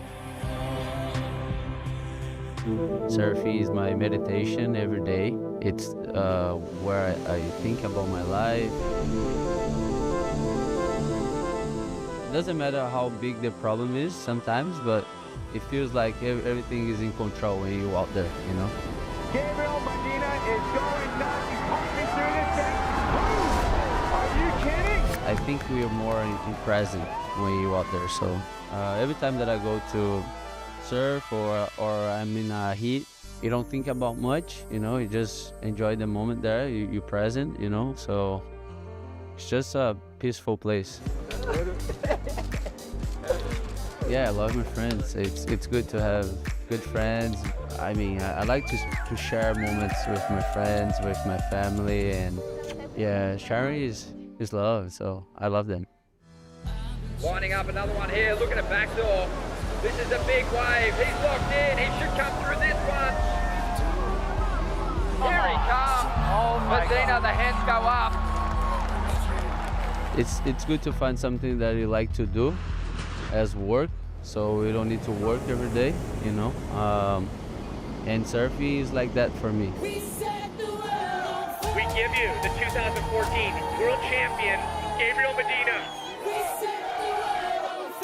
I feel blessed to be where I am today, you know. Yeah, surfing changed my life, you know, my family's life, even few friends, so yeah, I feel blessed. Gabriel Medina, your 2018 World Champion.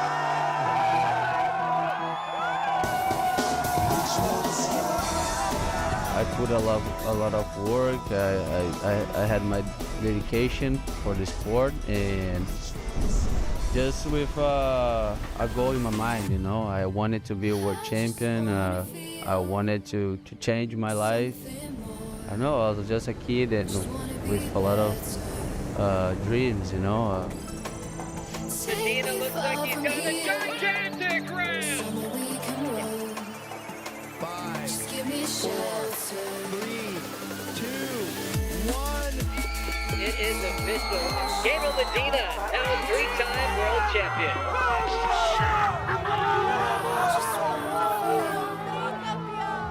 When you start, you don't think you're gonna get there, you know, until you get there. You just need to have the faith and work every day. And I was really blessed because I got there with a small age, you know. Everything happened really fast in my life. So yeah, after winning my title, I wanted to keep going, you know. Yeah. Today I'm 3 times world champion, but a lot of ups and downs. It's about finding the balance, I think, you know, all these years, and it's a roller coaster, you know, so. Gabriel Medina,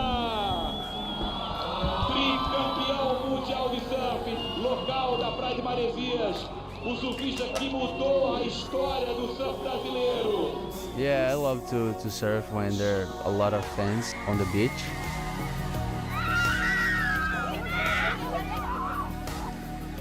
Yeah, I just like to perform good, you know, go big, and when I'm out there, I always try to get a 10 or something. Yeah, I try to go big.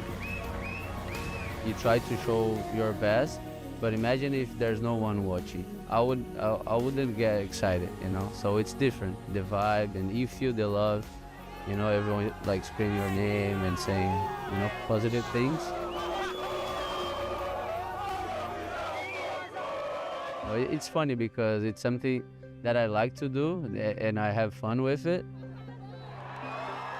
But they get so happy that I'm doing what I love. You know, it's so weird, but it's a good feeling. You know, I know they're gonna get happy, so I try to do my best. Now you've won Rock Nest and Margaret River. Can we all finally say that we love each other?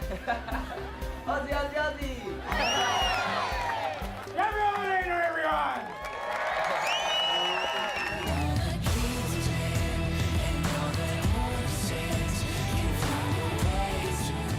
I love being a professional surfer, yes.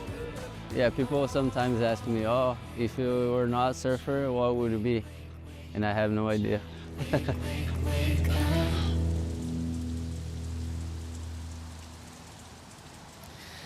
How lucky are we that Gabriel Medina is back on tour, and not just back, just like he always is. He is so invested on winning every single heat that he's a part of, and we saw that energy yesterday against Italo Ferreira. I mean, for what he's accomplished on tour, he's responsible for making one of the greatest impacts on the sport of surfing. You know, when we're talking about 50 years of building this thing up, and he's right at the top of the list, Flick. Oh, yeah. I just think, you know, I go back to a quote in that package was, every time I surf a heat, I'm trying to get a 10, right? And I'm going for that, which is, it's so true because every single moment and every event, you can always think, you know, to, you know, a crazy wave from him, or like a 10 here, or a perfect 10 at Chopes, or this crazy backhand full rotation that he did in Brazil or France or wherever it may have been over the last, you know, decade of surfing. And I just think he always brings us those really special moments. And, you know, during that time that he had off, we didn't see much surfing from him, like clips dropped online or things like that. Obviously, he was rehabbing the pec injury,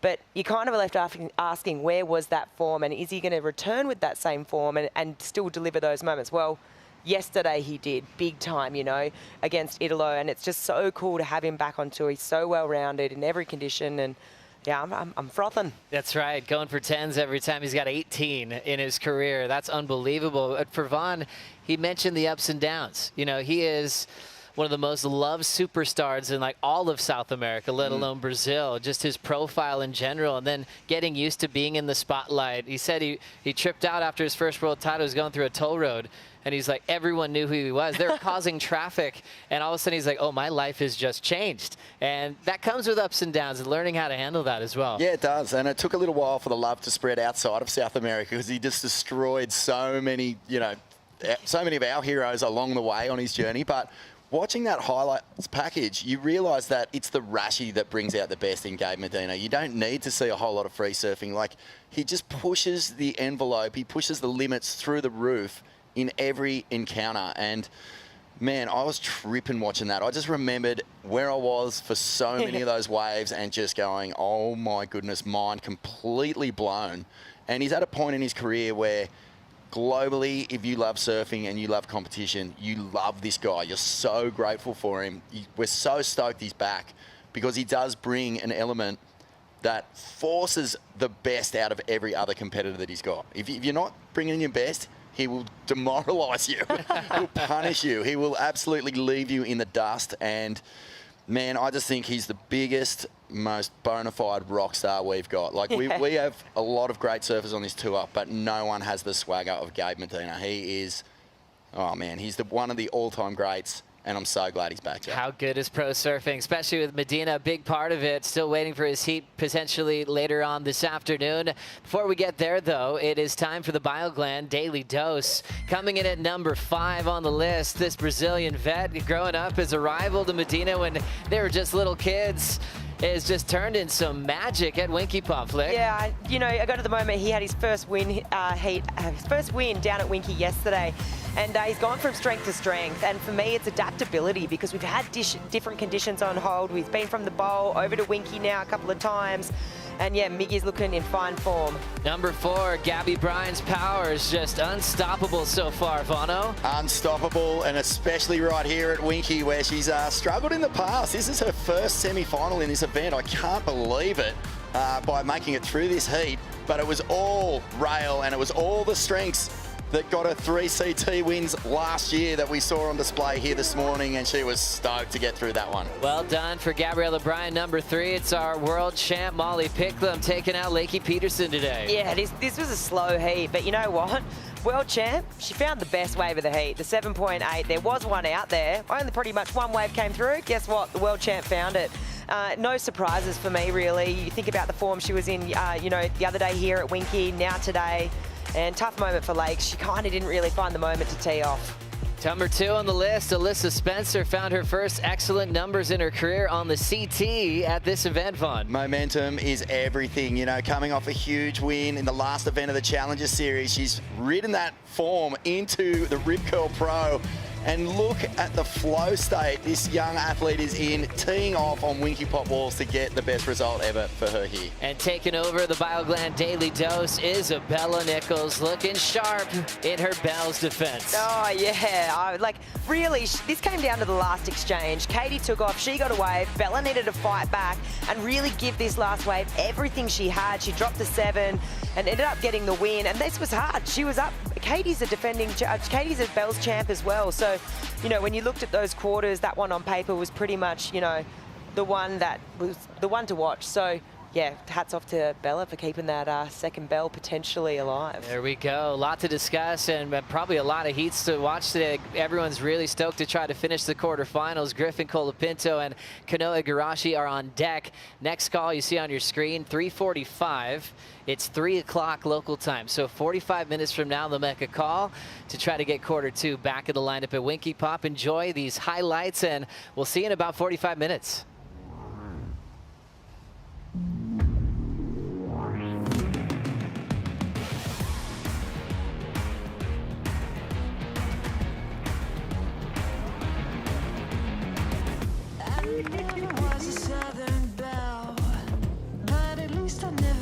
And tell I was broken long before you see the monster inside doesn't wanna sleep. I paid deep, but I just dug her up. I paid deep, but here she comes again. I paid deep, but I just dug her up. She's out for blood. You won't catch me understated. Holy killers underrated. I'm a hustler, I'm a shaker, I'm a mover, I'm a This copyrighted event broadcast is produced by the World Surf League for broadcast around the world and may not be retransmitted, reproduced, rebroadcast, or otherwise distributed or used in any form without the written consent of the World Surf League.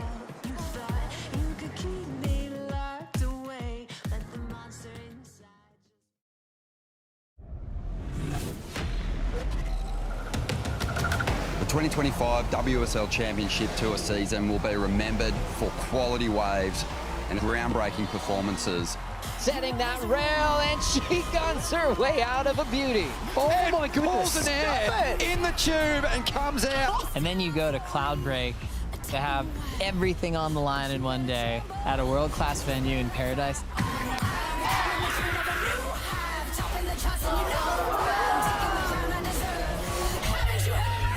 Cloudbreak for finals is insane. You have to be committed, there's no hesitation. It demands pure surfing. Beating multiple sections. Yago on the wind-up, smooth, attacking the carve. With WSL finals, there's no hiding from your biggest rival. If you want that crown, you've got to take down the best. That was insane! You're one heat away from a world title. The #1 seeds are nervous as hell. Fear of failure and the desire to win. Losing the final event after leading the season, it was heartbreaking. There's a lot of pressure. If you say you don't fear the failure, you're lying. I want to win, and I really mean that, and it's scary that that may not happen. The best field we've ever had, locked on this island. There's nowhere to hide. It's going to be on.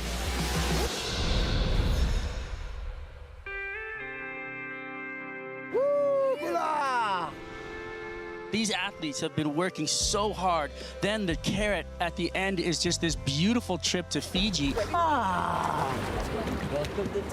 back. You know, what's great about our #1 seeds coming into the Lexus WSL finals is the highlight reels that they've put together. Yago Dora and Molly Picklum, you really could put together a movie part with what they've done out there in the water this year. Well, world champions have world champion moments.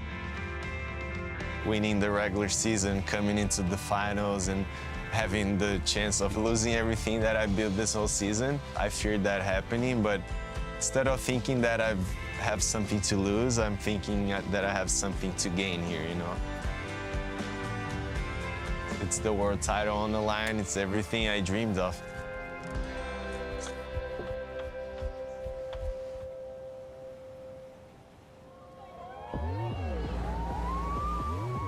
This Final Five is an extremely exciting group of women. Betty Lou goes big at Burley, takes her very first championship tour win. Betty Lou in 5th place, Caroline 4th. In 3rd position, you got Katie Simmers, then Gabby Bryan and Molly Picklum in the #1 spot.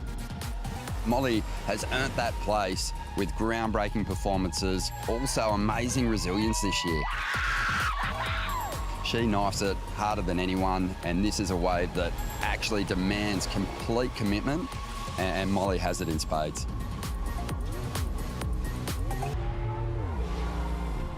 On the men's side, it's a classy group of surfers. So coming in at the #5 seed, we have a world champ, Italo Ferreira. #4 seed, Jack Robinson. At #3, Griffin Colapinto. The #2 seed's Jordy Smith. And world #1 is Yago Dora.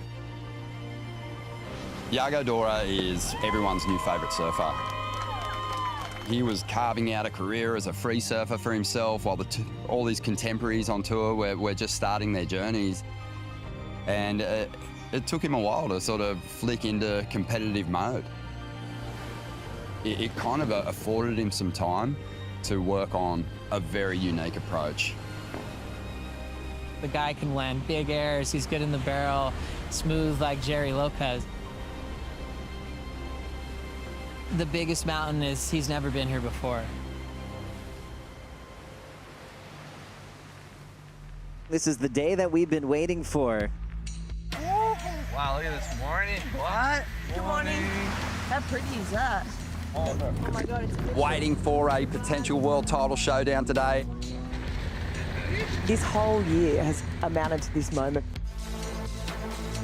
We're on on, boys. It's starting at 8:30. Oh, yes! Bring it on. How good. Game on. I'm pretty excited. It's all about to happen right now.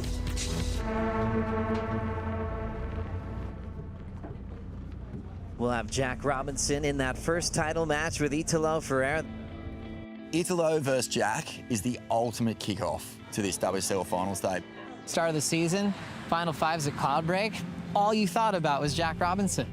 I'm also excited to see if Italo can rampage again. Jack Robinson is supernatural when it comes to tube riding. He just sees it all in slow motion, and I think it's because he has this incredible ability to be so in the moment. Ooh, the Vortex Shaman. Italo comes in as 5th seed, and he has already shown us he can surf his way from 5th seed into a title showdown. He's been doing it at lowers, finishing runner-up twice in this format. He's going to give us everything he's got. They're not scared to engage in the heat of battle. They have gone elbow to elbow in the past. It's going to depend on the size of the surf. If we don't get maxing cloud break, then I think the advantage does swing a little bit towards Italo. It is a matchup for the ages, and what a way to fire things up. Men's match number 1 with 2 of the elite surfers in the world. Jack Robinson versus Italo Ferreira.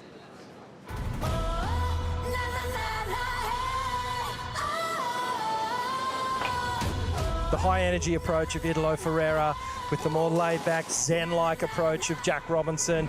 Italo Ferreira, this is under the priority of Jack Robinson. Looks for the ramp, and that's what he's been doing. Puts it down and just reverts out of that. And he's up again. Big giant alley-oop, lands it on the roof, combos it up with a lip line floater there. Fights for an exit. Silky smooth on the landing from Italo Ferreira. He's just so clutch in these moments. Live action of Jack. Delayed takeoff for Robinson up the reef. Hung up on that first turn, and wheels are falling off right now for Jack Robinson. I'm actually a little flabbergasted here. This is so uncharacteristic for Jack. He is rattled at the moment. He sure is. And gets caught up and goes down. Something has ruffled the energy of Jack Robinson in this heat. Back to live action here. Cloudbreak, Italo Ferreira pulling into the barrel. Finds his way out in the lead over Jack Robinson in men's match number 1. And Italo continues his assault. He's been surfing under the priority the whole time. He has the lead, and he's put Jack Robinson in a corner. Looking dangerous, the 2019 world champ, Italo Ferreira. It's going to be Italo Ferreira advancing on into match number 2, where Ferreira will be meeting Griffin Colapinto. But this is going to be a tough battle up against Griffin Colapinto. These guys have got some history. Griffin Colapinto is building towards a maiden world title. Italo needs something spectacular here, and that's a start. He came into the Final 5, I think, as the real danger man. Griffin Colapinto is building towards a maiden world title. We know that. But when he started 2025, we were just thinking, oh my God, it's not a world title year, and he'll be lucky if he survives the cut. Griffin Colapinto right now is having one of the worst starts of his career. Not enough. Close heat though, and Griffin surfed great. Going into the event down at Bells Beach, he found himself in 26th position. The last few events have just like broken me open emotionally. It was something we'd never been through with Griff, so it was like kind of really fun to see how patient we could stay, and you know, it's fun to be the hunter. Drives up into a chunky section, and it's a huge statement laid down. He just started pulling off those Griff-type miracles. Full rotation and a perfect landing for Griff. Colapinto ducks under in the tube and comes out. Wow. What? everything to lead to that point right there, that moment, it's all worth it. So I'm super grateful. And after that, it was just a highlight reel every time he hit the water. Full command, blasting the tail free. 8.93. Griffin Colapinto takes the win. And he's going for big airs again. Griffin Colapinto bringing the heat. Sometimes I feel like, it's how you react to the adversity that makes the difference. Just being super grateful for the way life works, and it's happening. Your runner-up, Griffin Colapinto. Yeah, I just put in so much preparation and hard work with everything on the line. There's a big hump to get over, and all that preparation just showed on this day, so super grateful. Congrats, Griffin. Enjoy the moment. And we'll see him at Cloud Break to try to compete for a world title. He came into the final five, I think, as the real danger man. Here we are at the Lexus WSL Finals. Number 3 seed, Griffin Colapinto, coming up against the number 5 seed, Italo Ferreira. Go, boss. You're on. Full speed. We saw Italo Ferreira getting through the first of the men's exchanges, but this is going to be a tough battle up against Griffin Colapinto. These guys have got some history. Opening wave of match number 2. Colapinto smooth off the bottom, hacks it off the top. Nice opening turn, sets up for a blazing second turn. Power as well as flexibility on display for Griffin Colapinto. Beautiful performance on this first wave. Griffin Colapinto goes excellent, 8-point ride and the lead. Opportunity shifting to Italo Ferreira with priority. Italo has had so much momentum up to this point. Italo needs something spectacular here, and that's a start. Smaller wave, and we've seen this routine before. Perhaps a little forced. Yeah. Here goes Ferreira. Under priority, needs something big. In between two minds, looking for that ramp, chucks it out into the flat. There's a beautiful air, but there was a lot of downtime at the beginning of that wave. There was a lot of downtime. Griffin's been able to defuse the energy of Italo Ferreira. Colapinto wants to be on the offense here. Throws the fins a couple times on some backhand hangers. Make it 3. That was a third critical maneuver, and Colapinto feeling it. Feels like he's just in perfect sync. Colapinto goes excellent to take out Italo Ferreira, and what a way to end the heat. Griffin Colapinto on to face Jordy Smith. How are you going to overcome Jordy Smith? Yeah, Jordy's throwing a lot of water. He's a big guy. He's probably almost twice my size. But yeah, I'm excited. We're both have a great opportunity here, and yeah, it should be a really fun heat. We can't wait for it, mate. All the best.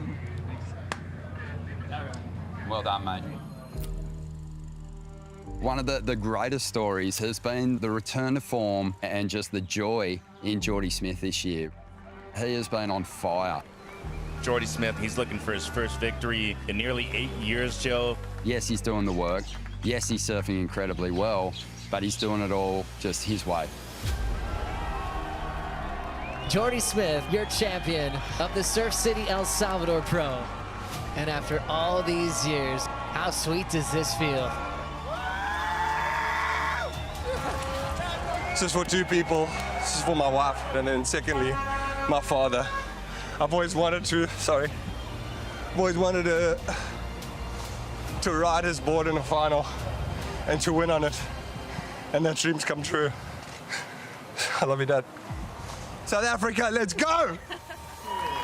Almost gets you teary thinking about the dedication that he's put into the sport, how much he loves the game, and you're like, here he is. Not just showing up, but a true threat for the world title. The best in the West, Jordy Smith. Oh, come on! So stoked! This has been a reinvigorating season. For me, this year has just really been about have fun and enjoy this because it's not forever. I would love nothing more than to see Jordy Smith win a world title. 18 years on the tour, he's been at it, and so many people have said he's the guy that should have won a world title. Jordy Smith is everyone's sentimental favourite. People just love what he brings to the table. Is this his best shot and maybe his last shot at a world title? Well, it's definitely his best. Hammers it inside! Jordy Smith! Wow! He's never been happier. He's here with his family. the year is just the best of his career. Just watching him put the jersey on as world number 2, you know, in his 18th season to go, will this be it?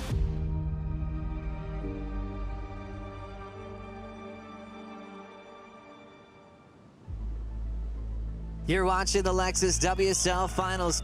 The channel is lighting up with a lot of excitement as we're getting closer to our title match heats. This is a big one. Jordy versus Griff. The winner of this takes on world number 1, Yago Dora, for a chance to be the world champ in 2025. We've got Griffin Colapinto swinging. Nice, clean style, easy pace. Snaps it over the coping there. Hitting it off the top with the fin throw. Nice connection as he blitzes the lip line again. Total control and a laugh from Colapinto. Wow, this is an excellent ride, Joe. We're going to see big numbers drop here. His form is just absolutely perfect right now. 7.83. Griffin is just feeling the moment right now and coming out guns blazing. Rolling into this one, Jordy Smith crushes that section. Big power move from the South African. Winding up for a big wall, backhand float, lands in the flats. That was insane. And the Smith family, that's what they were waiting for. Jordy just put himself right into the mix. That was some great surfing from Jordy Smith. That second one just detonating off the top and then just goes for that big lip line floater. Beautiful timing there. That was huge. 8.67. Jordy's camp really starting to fire up now.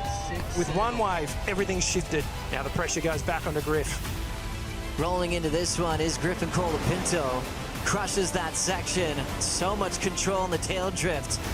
Keeps the rails on the face for the second move, and another big hammer for Colapinto.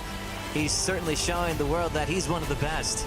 He just turned up the dial and put a little bit more emphasis on every turn. Colapinto earns a 7.6, and now Jordy Smith needs a 6.76. It's go time now for Jordy. This next wave, it's going to have to count. Nice clean carve off the top. Bashes it there, putting a lot into that small inside section. The big finish, unfortunately, eluding him on this wave. The whole year coming down to this final score for Jordy. A 4.83. It is not enough. Jordy Smith knocked out by Griffin Colapinto. Griff will have a shot at the title match to take on Yago Dora. Wow, congratulations, Jordy Smith, on just an incredible year. The sentimental favourite, unfortunately, being knocked out by an informed Griffin Colapinto. Caroline Marks has proven herself to be a major handful in the WSL Final 5. She's been here, she's done it. Kind of here to be someone's nightmare a little bit. Let's just rinse and repeat. Let's do this again. She could actually take this thing out, which would be remarkable for her to get a second world title.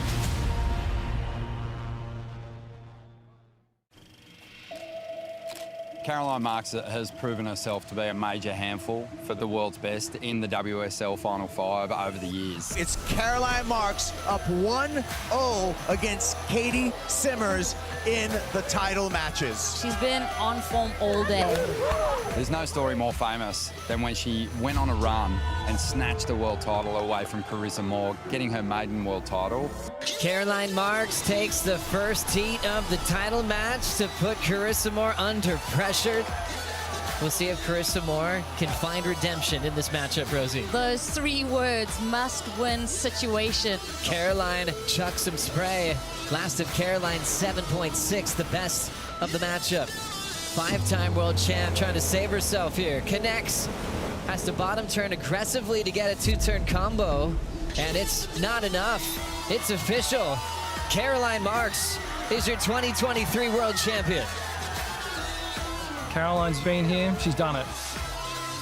And it's almost like, let's just rinse and repeat. Let's do this again.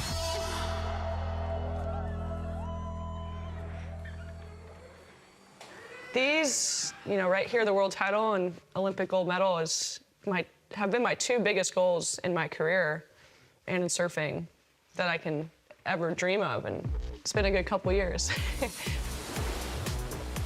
Your first one, they say, is like the hardest one to get, but you know, in saying that, I want more. So I'm like, I know the position I'm in, and I know it's super possible. So I'm gonna try everything I can to get it. I feel like she has a bit of an advantage here because she can decompress, get rid of that pressure, and come from behind. And it's weird that she has somewhat gone under the radar. I overheard you say at a table the other night you're ready to take up the role as the dream ruiner. Is that true? That's true, yeah, that's what I'm here for. Coming in like not as number one, you're kind of here to be someone's nightmare a little bit. Are you willing to do whatever it takes to win?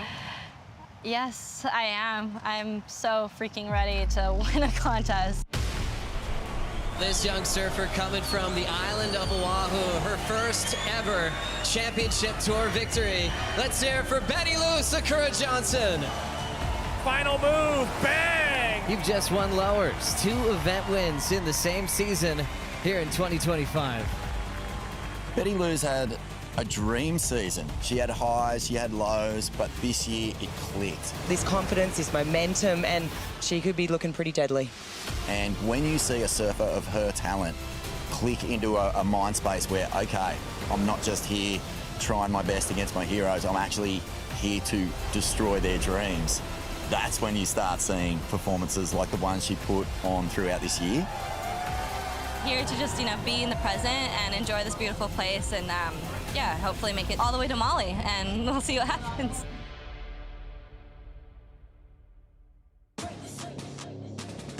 Jerseys getting put on for title match number 1. Caroline Marks versus Betty Lou Sakura Johnson. All roads leading to Molly Picklum, who's the boss of world number 1. Caroline Marks getting started. Nice swing into the pocket on the open face. Driving into a nice lip line hack there. Settles down for a view inside the pit. A successful opening ride. Betty Lou's on the next one. Looking for an answer and comes up with nothing. Advantage Caroline Marks with priority. Moving into gear just above the 6-minute mark is Betty Lou. From the North Shore of Oahu, crushing sections. Nice little inside line under priority and is chasing a 5.17. Caroline Marks, a 2023 world champ, eliminates Betty Lou Sakura Johnson. She will now take on Katie Simmers, a rematch of the world title showdown last year that went to a 3rd decision. Katie coming in here, she's world number 3. She's the defending world champ, but all eyes are not really on her at the moment. I'm so grateful I'm not in first place. Like, oh my God. And you know what? Maybe that could work in her favor. Katie Simmers. She's taken the 2024 world title and now the youngest ever world champion. My head was so whacked last year, like before the contest, and this year it's a completely different mindset of going into it, like just having nowhere to go but up. Katie, maybe not her best year, but she's still there fighting for the world title. She's got the experience. Have fun. Katie Simmers looking to go back-to-back with her world titles. Katie Simmers striking the lip. Deep bottom turn, beautiful fan off the tail, moving quickly on the open face again. She will end with a fall. Simmers will be using that score in her top 2. As we see to Caroline opening her account. Winding up second turn, open face hook. Needs a 6.34 for the lead as she winds up on a classy open face cutback. Belts it under the lip line just in time to sneak in the finish before running out of water. Answering once again, 7.67 and the lead from Caitlin Simmers. As we see Caroline now at the back. Nice, beautiful pace bottom turn, slaps it off the lip, crushes it again as she is looking so solid. See Katie watching on and just watching Caroline get that work done. Now Katie Simmers' requirement increases to an excellent score, needs an 8.10. And right now, door is open for Caitlin for sure. It's just with 50 seconds on the clock. She will go over the falls and we will see Caroline Marks upset the reigning world champ. 2 big wins today will now face Gabriella Bryan yeah, I just want to keep building, and this is where it really matters right here. So just put my head down and see what happens, taking it heat by heat. It was definitely a dream. I don't think I believed the dream. Like, I always thought I could, but I never really, was convinced. And Molly, good golly, knows how to pick a Picklum. People win, so I'm starting to believe that it could be me. And the surfer from the island of Kauai on the edge of disaster. She settles in and she gets blasted out. Gabriella Bryan, 3 event wins, the most on tour out of all the women. You're the best in the West, and a 3rd victory this year. 3 wins, going into the year, that is a dream, honestly.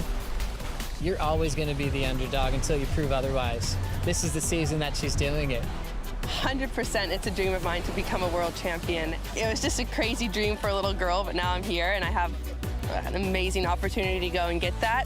Yeah, I just want to make everybody proud and hopefully bring the world title back to Kauai. Match number 3 for the women. Gabriella Bryan is going to have to stop a charging Caroline Marks.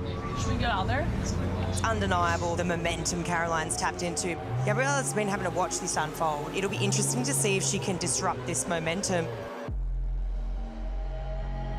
Here comes Caroline Marks. Carves down. Nice slash back into the whitewater for Caroline Marks. At variety, she still kept that speed throughout the wave. A little tail release there to finish. Gabby Bryan here on the backhand. This is a hard wave to surf on the backhand. She does really well at just keeping that down the line trajectory. Here goes Marks. Quick snap to start. Getting rhythm down the line. Really powerful snap for Caroline Marks. Here we go with Gabby. She's chasing a 6.93. She is looking connected to start. I think she needs to be on one of those set waves. Gabriella Bryan rides straight out of it. 4.97. That will not be enough. It will be Caroline Marks moving on into the title match to meet Molly Picklum for a world title. We're in the final. Molly's had an incredible season, has been surfing amazing. Definitely gonna have to do really good surfing to beat her, and may the best woman win. Yeah, Gabby. Love you, Gabby. It was definitely a dream. I don't think I believed the dream. I was super inspired by the Surfing World Champions. The dream part, I think, came about, and believing in it, I think, came more later. If not, maybe literally just last year. I always thought I could, but I never really, was convinced. People win, so I'm starting to believe that it could be me. I was convinced the moment I kind of let go of feeling like I need to fight and go and get it. It feels like a difference between receiving it and being open to it. Perfect. Surfing's different. You can't just go and get it because sometimes it's not your choice. And I think